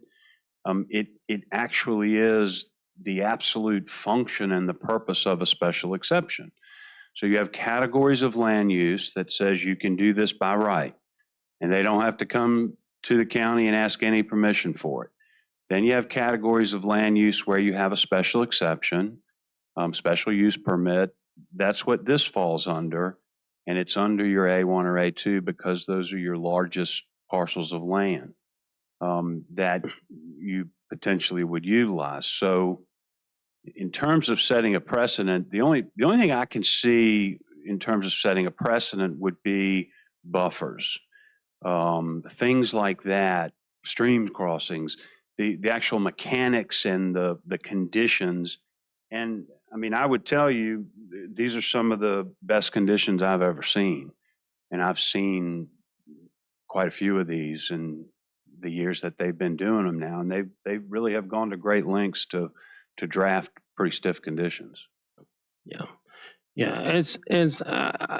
I feel, and just as county attorney has said, an exception can be made. It doesn't mean that has to be done for the next applicant, or that it has to be. You take it case by case.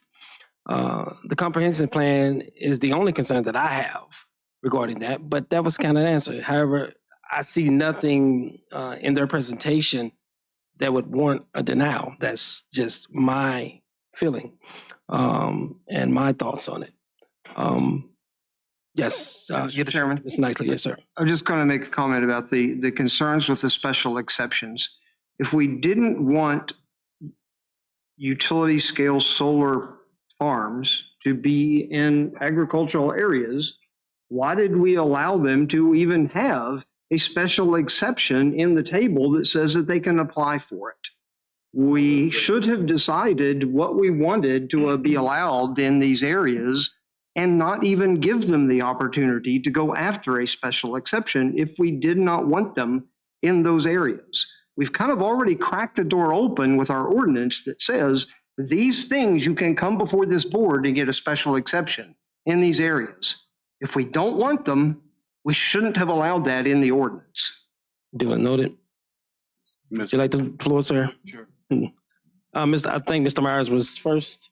Then we'll go with Mr. Well, just to speak on that comment, when this came up, there was a lot of talk. This wasn't an easy, like, okay, let's do it. This was okay, if it really makes sense and it's very compelling. I think our first look tonight, to me, was, because I'm not big on the solar farm idea, it's marginal for the county tax-wise. It's marginal for really the landowner is the one that's gaining and the company that's putting the solar farm in. There are tax breaks. It's very marginal for the county when you get down to it. And so there was a yes. And I think the first case tonight, hey, there's a lot of land around it. If they're not using that land around it, I think I can do that.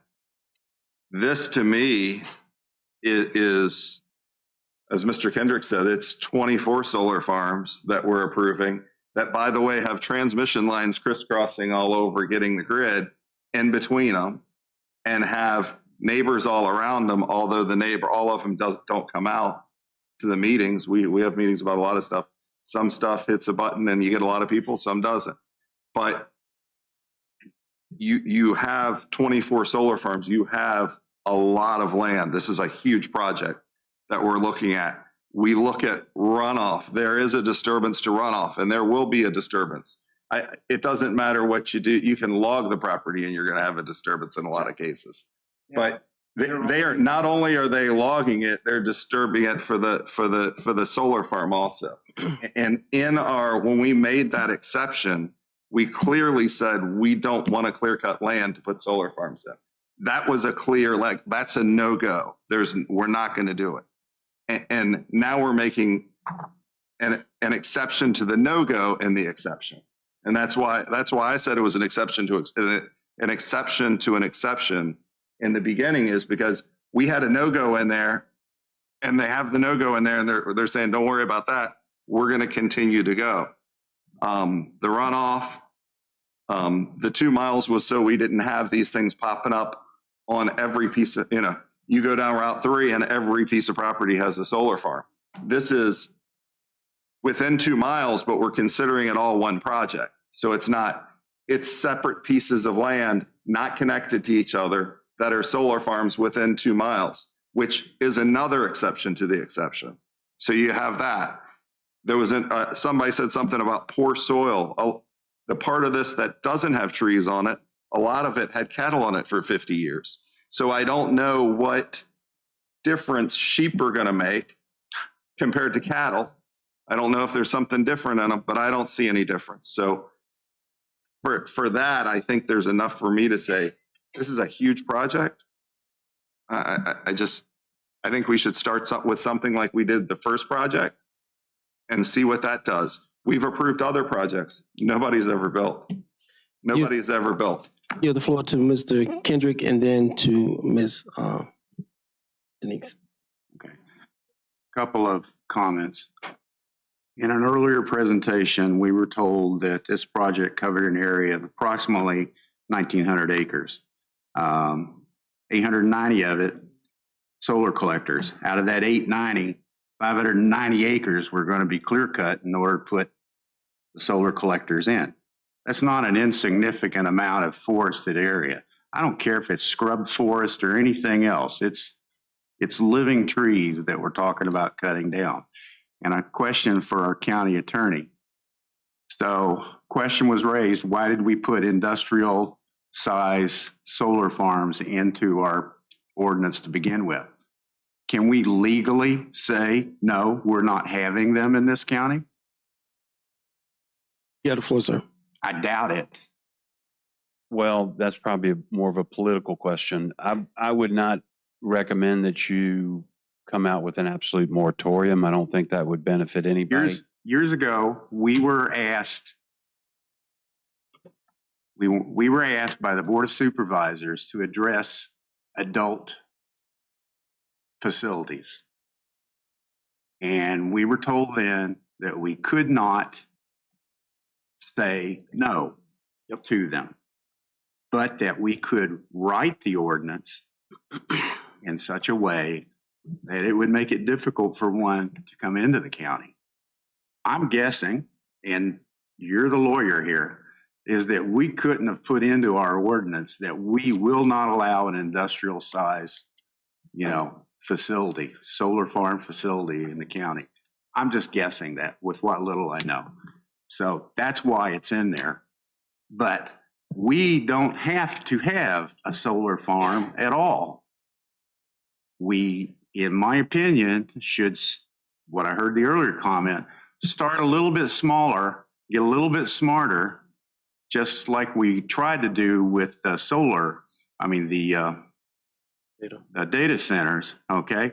This one is just friggin' huge. It's not contiguous. It's just, there's dipping your toe in and then there's diving into the ocean.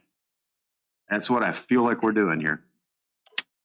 Ms. Flatley, you have the floor. Come back to the idea that it is not consistent with our current comprehensive plan. Now, if we want to rewrite the comprehensive plan, which we're scheduled to do an update on here soon, we can certainly address it then. Ms. Flatley, you have the floor. Okay, so first of all, this is probably one of the hardest decisions that I feel that have come across my plate, and that is because it's the essence of planning commission and zoning is balancing what's best for the community balancing the rights of the landowners, looking for economic development in our county. And, but at the end of the day, the number one thing that I think we put on every statement that we make is to preserve the rural character.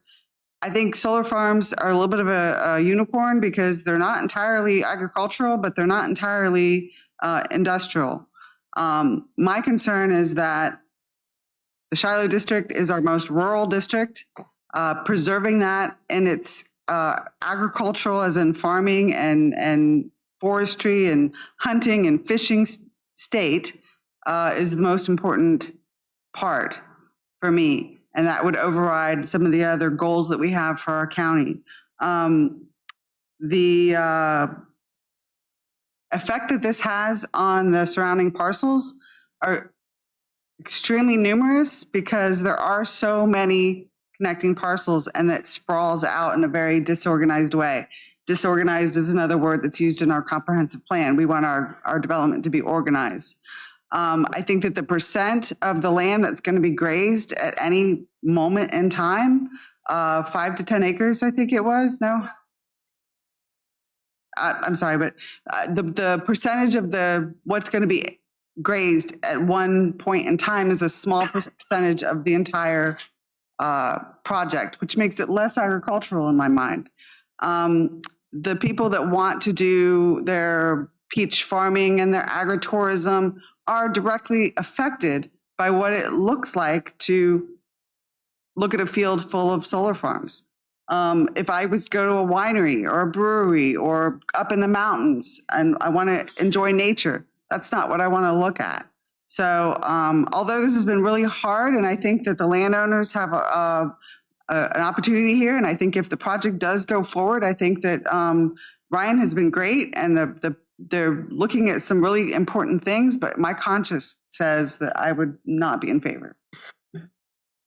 You had the floor, sir.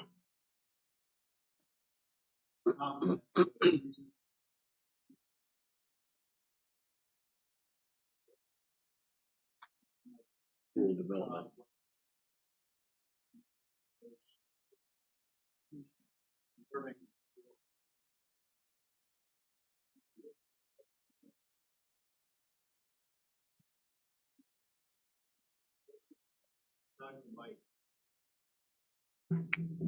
I'm sorry. Thank you. The amount of canopy that has to be removed to affect this was my biggest objection. I mean, it just a scary amount of property, and I think Open Road has come a long ways in pacing this out. And the recent study, which I don't know if everyone has seen or understands, specifies how the phasing, how much of that is timber, which would be cut anyway, and maybe replanted, maybe not replanted, or maybe to scrub. I know hunters use that land now, but there's no shortage of huntable land out there. It's the fact that it is remote. If this was the last one we ever approved, I'd be happy as could be. I'd be fine, unless we did something with the municipality. But if we're going to do one, Dominion could buy that land and do it tomorrow. We cannot ban utility scale solar. We cannot ban utilities. They can put a transmission line pretty much wherever they want. They could buy 1,000 acres and put up a thing. I was part of the ordinance writing committee to address this specific issue, is to give us a case-by-case alternative, not to set a precedent, so that it wasn't by right. So it would be a fight for anybody to come here and put in a clear-cut project. And that was one of the examples of what we did not want. We didn't want a massive block, 2,000 acre plot where you had to drive around and there's no fire truck path. And we knew the things we didn't want. And as far as, viewscape, that was my second consideration. It's not a widely viewed area. It's not a recreation destination. It's not a B&B place. I think it can be and should be for agritourism. Have you been to Vermont and seen the solar panels in the hills? Have you been to Martha's Vineyard and see the solar panels in the next $1 million B&Bs and yacht harbors? You begin to not see them after a while. You know, you see the lamps. So, you know, I think it's consistent with the comp plan. Absolutely, it's got concerns. You know, if this is the last one we approve, that'd be fine by me, but I recommend approval. Thank you, Mr. Carr, for your comments. At this time, I think we all have voiced our opinions, our feelings, our views upon this project. So at this point, I'm going to close. You have the floor. So I said generally speaking earlier, the other part I don't like, aside from running afoul of the comp plan, though I do recognize why we put the special exceptions in, is the revenue that it generates, to Mr. Myers' point. But if you look at, I know what I pay in taxes, right? I have 3.5 acres, not a ton of land. It would only take 300 homes to generate that, right? So if we want to preserve the county in that area while guaranteeing revenue, we're kind of doing it with this type of project. So that's all I have to say. Thank you, sir. All right, the floor is now closed. Our discussion period is now closed. I see no need to extend any prolonged meetings any longer, meaning having them come back to present. I feel like we're ready for a vote. So I don't care where the motion comes from, whether it be for or against, but I need a motion that needs to be seconded. Mr. Chairman, Yes, sir. I move that application Z2024-00184 Gibson Solar Special Exception be denied. Motion's been made. A second? Motion's been seconded. Those in favor, by a show of hands. So yeah, approved. This is in favor. This is in favor. In favor of the motion. I'm sorry. Those who are in favor of denial, raise your hand, show of hands. Those in favor? Those in favor? Those opposed? Opposed? I apologize. Opposed? All right. All right.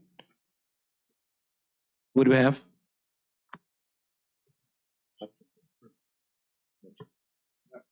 No.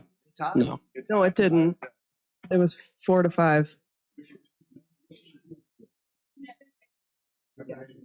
Yes.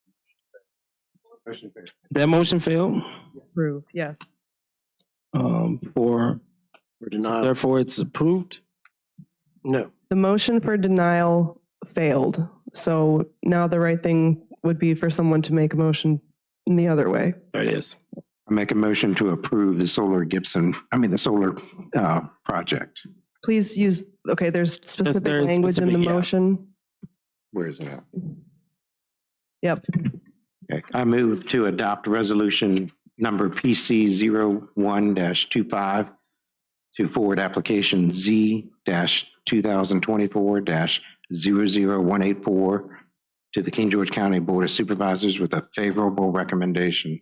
I further move that the Planning Commission finds the project to be in substantial accord with the comprehensive plan. Motion's been made. Motion's been seconded. Those who are in agreement with that motion, show of hands. Hands down. Those who oppose. Motion's been made and it carries. Thank you. Okay.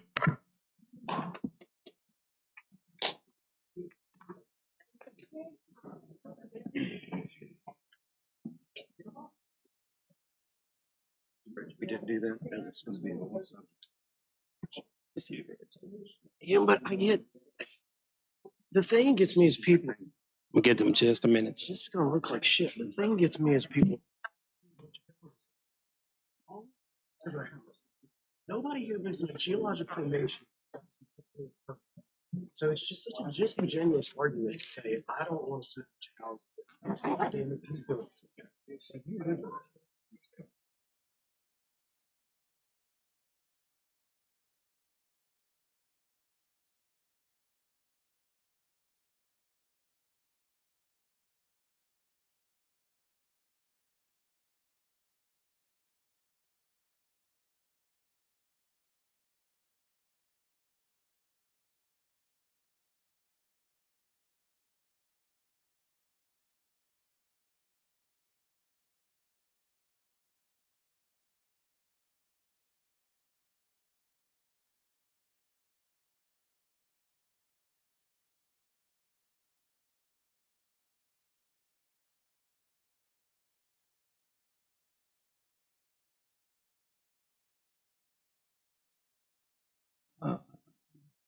We have any no business?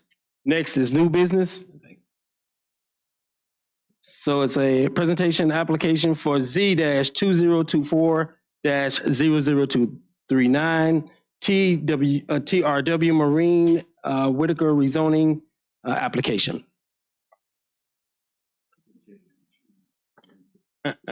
Your wishes come true. Good evening and thank you. My name is Taylor Whitaker. I'm joined tonight by Larry Welford. He's my engineer on the project. So obviously I don't have much time, but I'll give you a quick overview. So I just retired from the Navy commander, retired this summer after 23 years, and I've always been a huge fisherman. I love being in the outdoors. I love angling. And I have put my savings into a piece of property that's right outside the Dahlgren Gate. If this works, here we go. We're almost there. I'll keep going, me in the business. So service disabled, veteran owned. Over the past 3 years, I've been making fishing tackle with my boys. I have two sons. I have one that's 14 and one that's 11. And we live in Presidential Lakes over behind the, behind the fire department. And yeah, they help me make fishing tackle and we sell it at the local farmers market. We lived here since about 2019. We moved here from overseas. And I'm from San Diego, but I really fell in love with this land between the two rivers. And so I spread my roots here. This is where I want to finish where I can, raising my boys, let them go to college, and hopefully, God willing, grow old here. But this is an investment opportunity for me, is what I'm trying to express. I've sunk what I have into this property, and it's a chance for me to pursue my passion. I love boats. Boats is kind of, it's for some people, they're big motorcycle lovers and they're really into I'm really into my boats. Don't get me wrong, I'm really into tackle too, but I really like boats a lot. Right now I have a verbal with Yamaha Motors. Yamaha actually owns Skeeter boats, so it's actually the same company. In this area, there's not a whole lot of Yamaha representation. Everything's Mercury out here, Mercury outboards. If you look at Mare and a lot of the places that are over at Lake Anna, it's all Mercury out here. Don't get me wrong, I have a Mercury right now. I've had actually 3 of them. My last motors were all Mercury. But in the military, we had Yamahas, and I actually really like Yamaha. Not the point. Point is, this is an opportunity for me to do what I love and to make a living doing it and hopefully pass it on to my kids. Just a few pictures there. On the far right, that is the type of boat I'm looking to sell. These are bass boats. These are, yes, it's a luxury item, kind of a, they're expensive, but the size range typically between maybe 18 feet up to probably the biggest would be about 21 feet. They're freshwater intended. They're not really saltwater craft. They move fast. They look good, and they're fun to tinker with. So some orientation here. Parcel number 9-76. So what you're seeing there in the bottom right, that's it's obviously part of Dahlgren. Bennion Road is B Gate. Across the street from B Gate, you have a Sheetz, and then you have the new Ford dealership that is across this 301 from me. The site, forgive me, I could have made this a little bigger. I'm gonna go ahead and hit that once I hit these points. So the site acreage is 2.39 acres. It's currently R1. It is in the commercial development. Forgive me, I'm probably butchering that, but it's in the comprehensive plan. It's in a development area, commercial development area. We're looking to go C2 with it so that we can do equipment sales, some light repair for boats, and then retail. I think I've covered everything on that. All right, this is a little bit better. So I've got 2 roads that go kind of sandwich my property. James Madison Parkway, 301, and Potomac Drive that goes right to the now barricaded off V Gate in the mornings, well, from 9 to 5. I'm looking to do two buildings there. One is a flex commercial space that can serve 2 purposes. I'm not sure which one I want to go with really, but it'll either serve as a multi-use, like flex office space for perhaps a contract company that's coming into Dahlgren that needs a space that's right next to a gate. Ideal location for a contract company bringing its employees in that win a contract, or turning that into retail space. So 5 individual retail stores. What I mean by flex commercial space is it's not rigid and bricked in. It's modular. You can move around how you need to. If a facility wants 2 of the spaces, they could take 2, right? It's not completely walled off. And then the other location or the other building on there is a boat showroom with some service bays. The rest would be parking and stormwater management, which is right sort of behind the flex commercial space box. There's a stormwater management area. Where have we gone from this? With this, I got with my engineers back in the fall of 2023, right just before I got out of the military.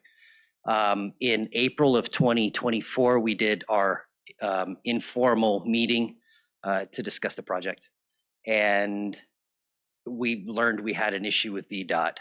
They own both the roads, and anyways, long story short, it took about a year, but VDOT gave us an exception so that we can have the 301 entrance because of the closure on Potomac Drive that wasn't going to let my customers come between 9 and 5 when I'm open.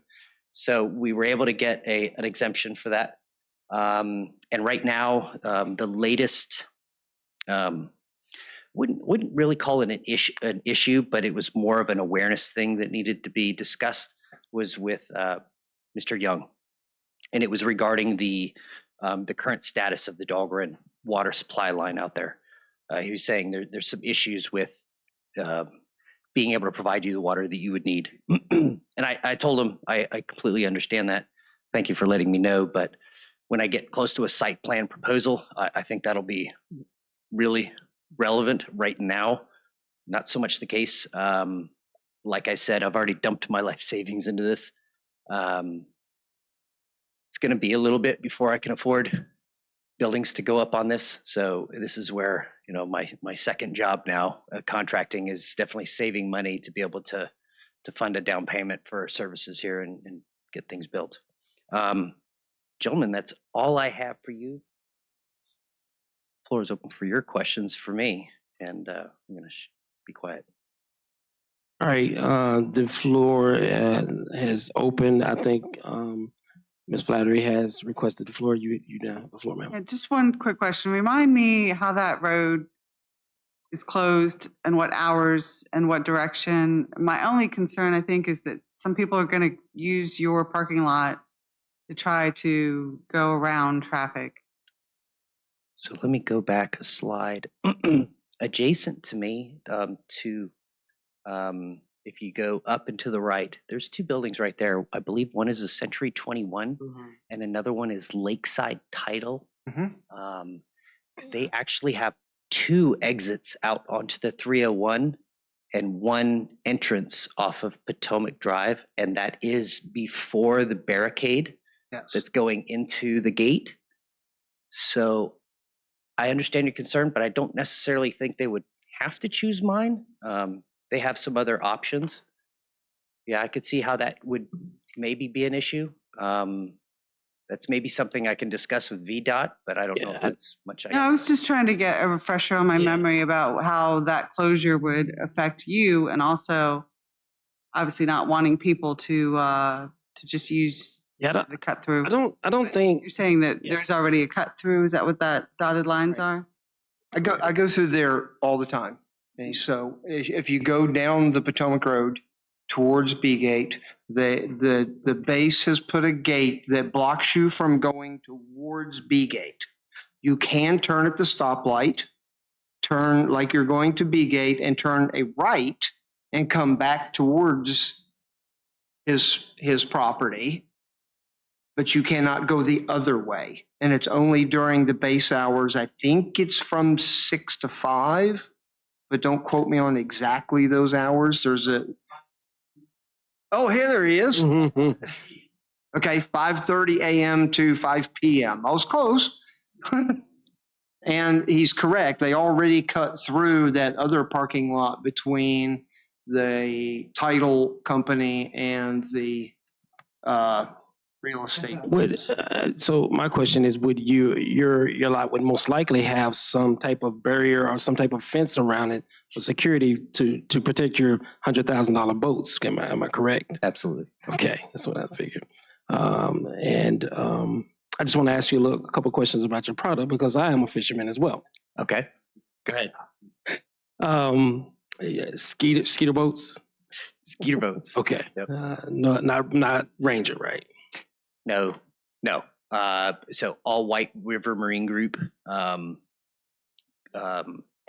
boats. So you're talking your Rangers, your Nitros. I believe they own Triton as well, and they've got a whole bunch of other names that all fall under White River Marine Group. Cat. Yeah. They don't want to induce their own internal competition, and there's a lot of places out here that sell White River Marine Group boats. Yeah. And so if you're within, I wanted to say if you're within 50 miles, I'm not even considering it. No. Yeah. Because we already have people there selling our product. Yeah. You've got Bass Pro and So all no that to Ranger. contend to Yeah, as well. Yeah. unfortunately, no Ranger. Ranger makes a nice boat. My buddy just bought a 21 footer, and it is gorgeous. Aluminum boat as well. So and the aluminums. Yep. Yeah. All right. Sure. You have the floor, sir. Before us is just to rezone the property to C2. It's not to approve a site plan or anything. Or any particular use. It's just make it C2. That's what you're asking. That's what I'm asking, and this is the proposed plan, sir. When are you anticipating actually starting construction if it's rezoned? I couldn't answer that right now. I can tell you what my income is right now, but I'd rather not. Unfortunately, it's a little bit of a slow process. So a ballpark, we're saying a year, maybe. Probably looking more like it's. I would love it if we could break ground in 2 years, but we're probably looking at a 5-year plan. Okay, all right. If I was honest. That's a little.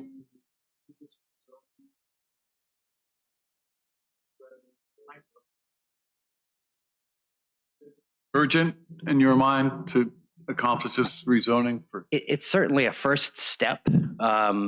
So even talking with, trying to get a verbal agreement with Yamaha, when I explain the property that I do own, that I project to be a usable footprint for Yamaha services, if it's residential, I haven't even begun the process, if you know what I mean. So if I may. Yes, sir.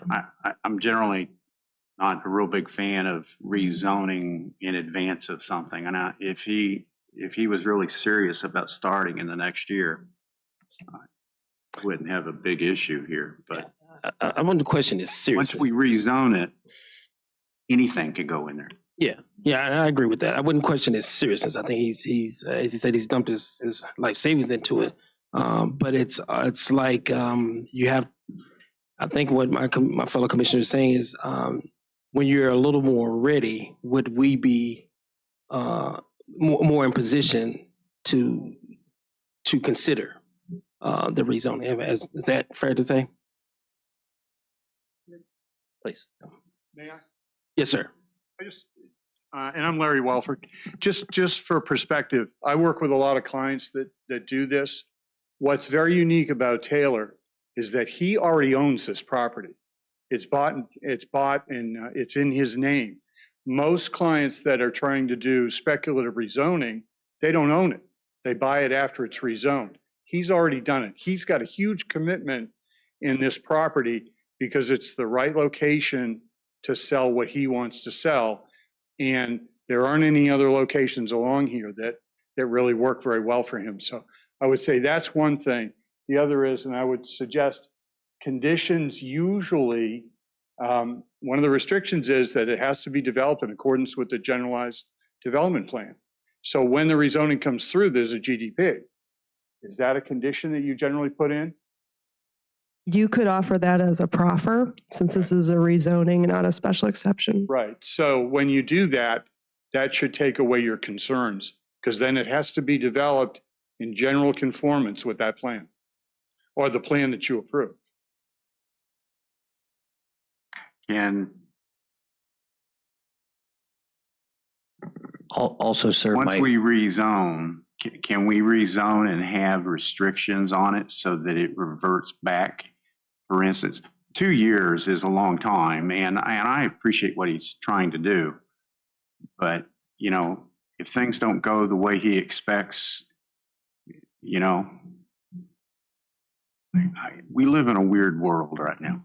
All right. Do we have a concern that that's an area that we don't want to be commercial? 1 minute. Anyway, in the House comprehensive sitting plan? right below the parking lot, that strip is all residential running down that, what's No, no, actually, I'm looking at the overlay, some that are not. Gentlemen, just a minute.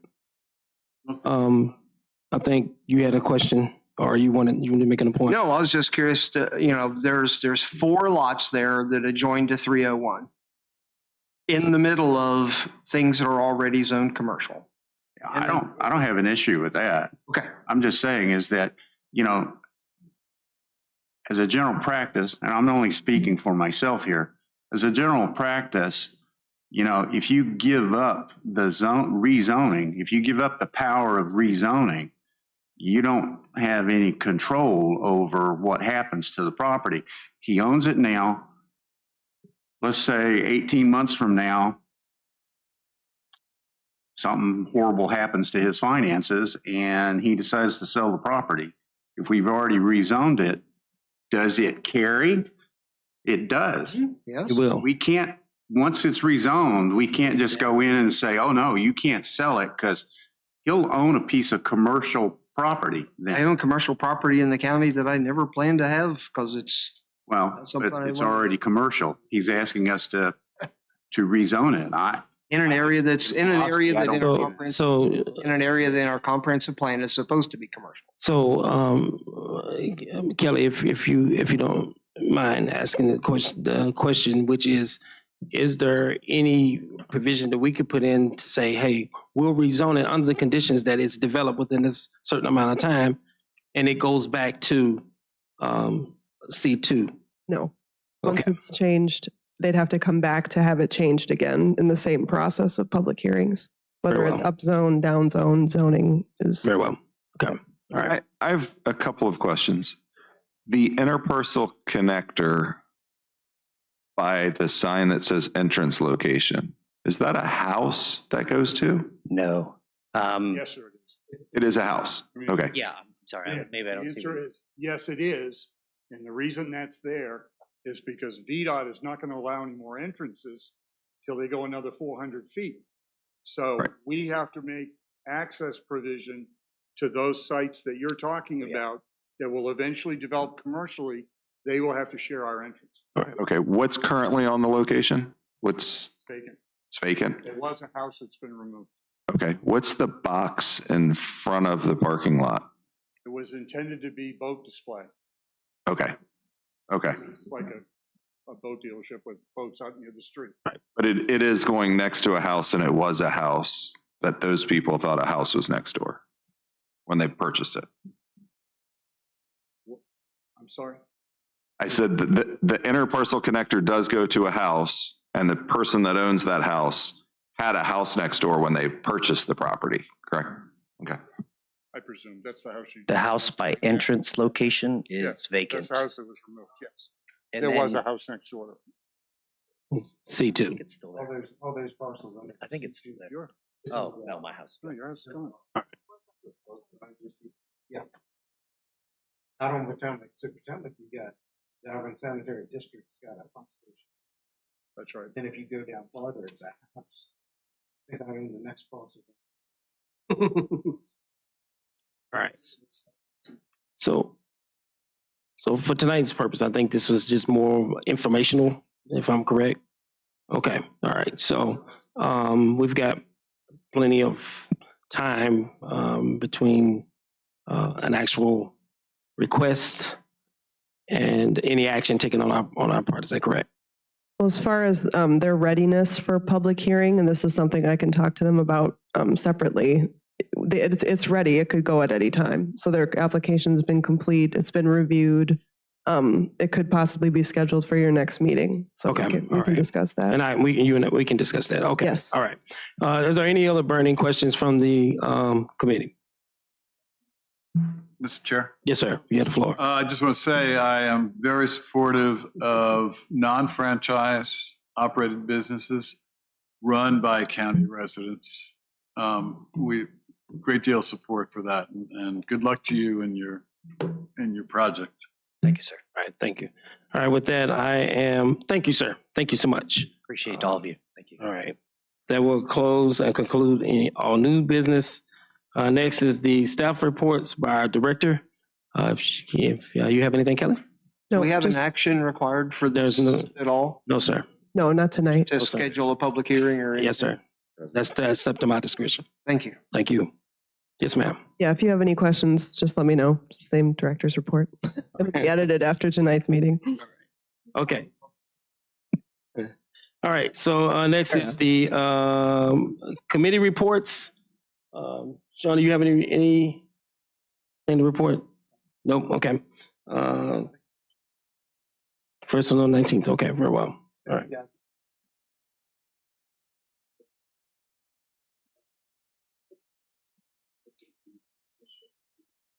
Your mic on, Sean.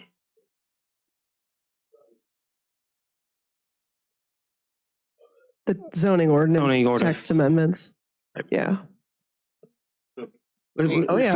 We formed a special committee. Yeah. So. All right.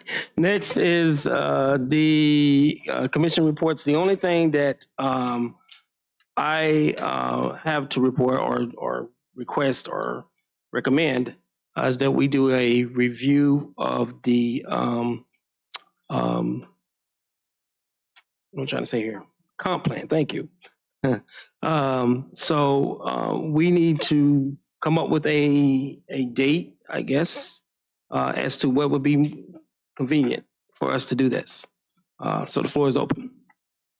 Any suggestions? So if paid consultant, we could have some direction beforehand. So I think basically we're asking who is available and committed to meeting between meetings. There it is. So are we putting the cart before the horse? Because what we've done, and again, what we've done in the past is we've held public meetings to solicit comments from the residents of the county.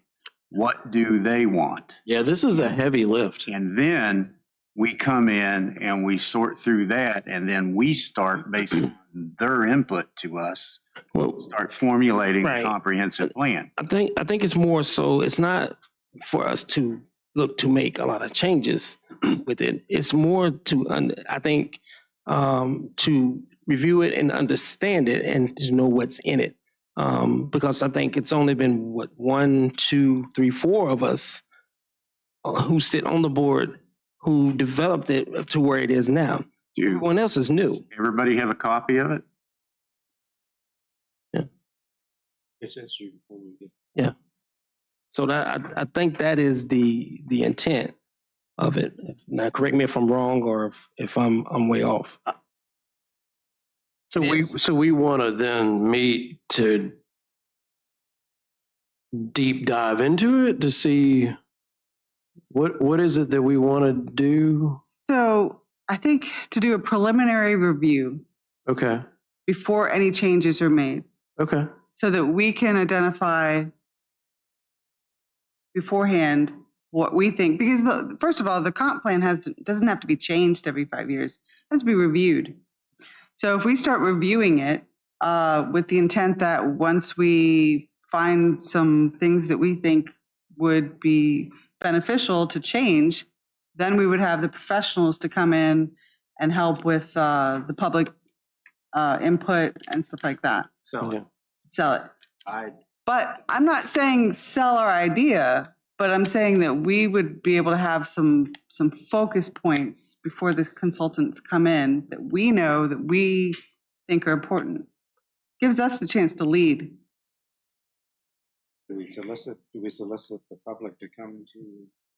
I don't. Oh, no. Generally, there's community meetings scheduled, multiple ones around the county, different areas, different times. Yeah. The contractor in the past has collected all that data, given it to us, and then we sort of decide how to proceed on it. If you want to just get together and have a discussion about maybe what are some of the areas that have snagged us in the last couple of years, and maybe are open to change, but I've done 3 of them, I think now, and basically tend to roll with minor changes, not huge ones. This last one actually had some. They redid the development areas pretty significantly. So I mean, I don't have a problem with that, but I think we're in a weak position. It's mandated that we review it every 5 years. So I think we're in a weak position to try to defend the current plan when it hasn't been reviewed within 5 years. So maybe a logical thing would be to renew the plan. I guess I just don't understand what we're reviewing. Not review, renew. Just say, okay, we reviewed it. We look at it and there's no change. It's approved that way. Next year in the budget, we get the contractors and we do an overhaul next year. So I missed some of that. There was there's just nothing in the budget to contract out for this, but we knew it was coming. Well, there wasn't a full-blown comp plan update. I think that was thought about the last couple of years' budgets. Okay. To review it every 5 years wouldn't cost us anything. So if out of the review come changes that y'all want to start making, that's when we would have to put in the budget to have some help with it. Want to set up a meeting with the Board of Supervisors to hear their comments before we review it? In my mind, I don't know how much the whole thing needs to be revamped, but we obviously have new infrastructure going in. I think it's important to include that infrastructure and figure out what we're going to do with it and what we can't do with it. I think that, we have some ideas and goals to preserve the rural character. We can do some of that with the comp plan. It doesn't have to be done, with We can do minor tweaks. yeah, minor tweaks. So I think to have a consensus of what's important to us and whether maybe we're going to sit down and decide whether or not it needs to be changed or it just needs to be reviewed. I feel like it needs to be updated with, because if we are already changing it through the last data center and the next project that wants us to change it, then I think it needs to be looked at, reviewed, and possibly updated. Sure. Yes, sir. You have the floor. Yeah, I agree with the vice. The key issues that need to be updated are the settlement areas. Now that the utility lay down is becoming clearer in the future plans for the utility and the settlement areas. We also have a strong anti-density bias in the existing plan that I think needs to be revisited. You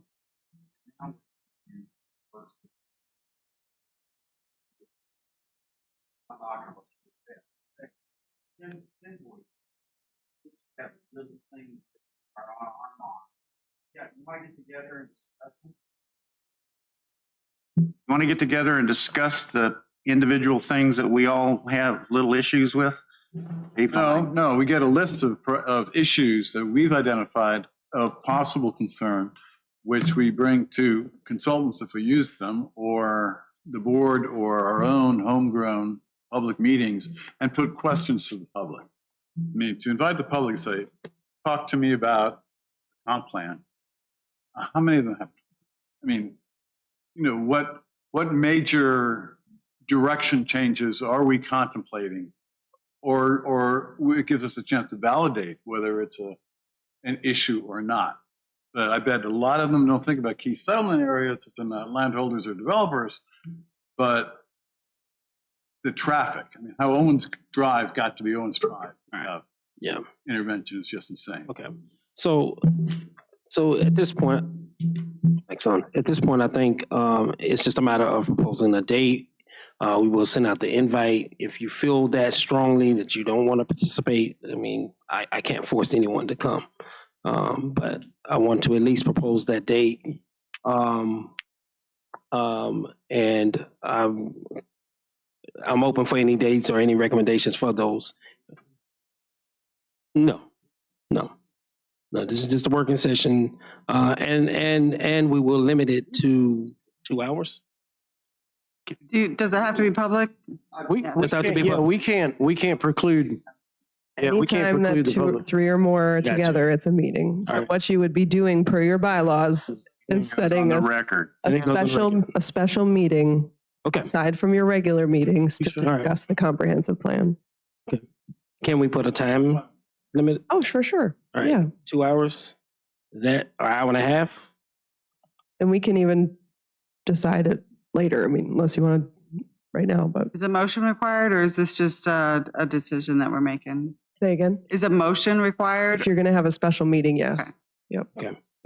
Do we have to know the date and time for a motion? I would think so, yes. Then you won't have to make another one. What's available? Yes. Yeah, I'm assuming you'd want to do it here. It would have to be at nighttime, probably, I assume. I mean, we can put out a poll or something too. So what's available? Like when the room's available? Not offhand, no. I'd have to look. I don't think it's an urgent matter. Yeah, you could throw out some ideas for me to look at, within the next 2 months. I mean, with this other subcommittee we've got coming, that's going to be another meeting too. Can we look at sometime in April? So since we can't email each other, could you throw some dates out to us, please? A great idea. Yep, I can bind copy everyone. Okay. Perfect. That's good. Any days of the week you want to either avoid or not Friday? That would be good. Okay. Probably one of the middays, Tuesday, Wednesday, Thursday. Okay. Okay. All right. In April. Got it. All right, guys. Thank you. All right. Other future business, April 8th, public hearing items. This is going to be part of our meeting that we'll have to discuss these for sure. But right now, what we do have available under old business for April 8th, we're going to have to take action on the Davis Hill special exception from tonight. We already had the public hearing. For public hearing, we can take the public hearing up for Mr. Whitaker's project that it's ready. So whether or not they're in a big hurry or not, we can ask them. And then I can tell you that the Green Energy Ventures data center is ready to go. So they would like their public hearing in April, which I'm if sorry, that's thing, which one is that? Is that the one That's on the one- 301 or the one on Route 3? the one on Route 3. Okay. Yes.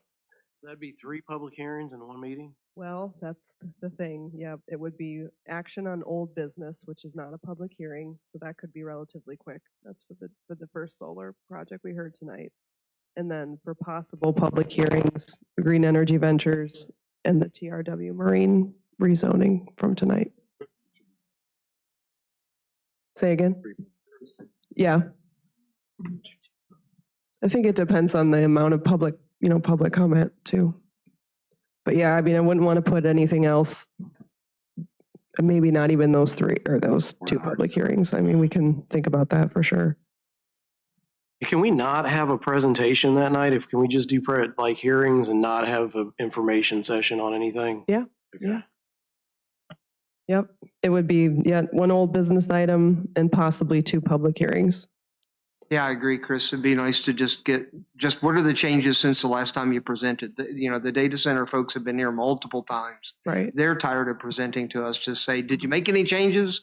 We'll get public comments. We'll take of action. Yeah, and as long as we're not coming up with multiple questions or new questions, I think we'll be fine. As long as they can address the ones that we've already presented. Right. Yeah. All right. Tiny site. Okay. One point of order. I don't know if this makes sense to anybody else, but that PDF file is so big. When it gets emailed, it's very difficult to handle, at least on this Chromebook that I got. Would it, like, if we get like presentations from them, could we just break those out, or does it have to be in one file? Or do you guys agree? Even on I can't use this one anymore. It's like, I want one like you got. well, that's my own. Even on an iPad. I use it's my own already personal downloaded. one. So. Yeah. Well, I'm getting one. Yeah, if there is a suggestion, there was a tremendous amount of information in the packet today that was really, really detailed minutia that we never went through. Maybe we separate that information from the actual presentation files so that they're more manageable file sizes. This was 350 pages worth. Right, because I couldn't even open it. I couldn't even open it. I mean, it eventually came. It eventually came, but So presentations and your minutes and the agenda and the primary things that we see could be one. In fact, I think that's how I got it. And supporting data might be a second file. Okay. Since we're not going to go over it in the meeting, that's before we come to the meeting reading. Yeah, I will talk to the IT about a better way to get it out. I mean, I know we have to put it all out there for the public through It the could be two website, files. But yeah, we could. And then it's manageable here in the meeting. Okay. Seen him for like a year. All right. Mr. Chair? Yes, sir. Can I make a motion to adjourn? Absolutely. Motion's been made and seconded. Meeting's adjourned. Oh, we got to vote. All in favor? All in favor. There you go. All right. Thank you. Thank you. Congratulations. Thank you. You're the man. Good contact. I'm just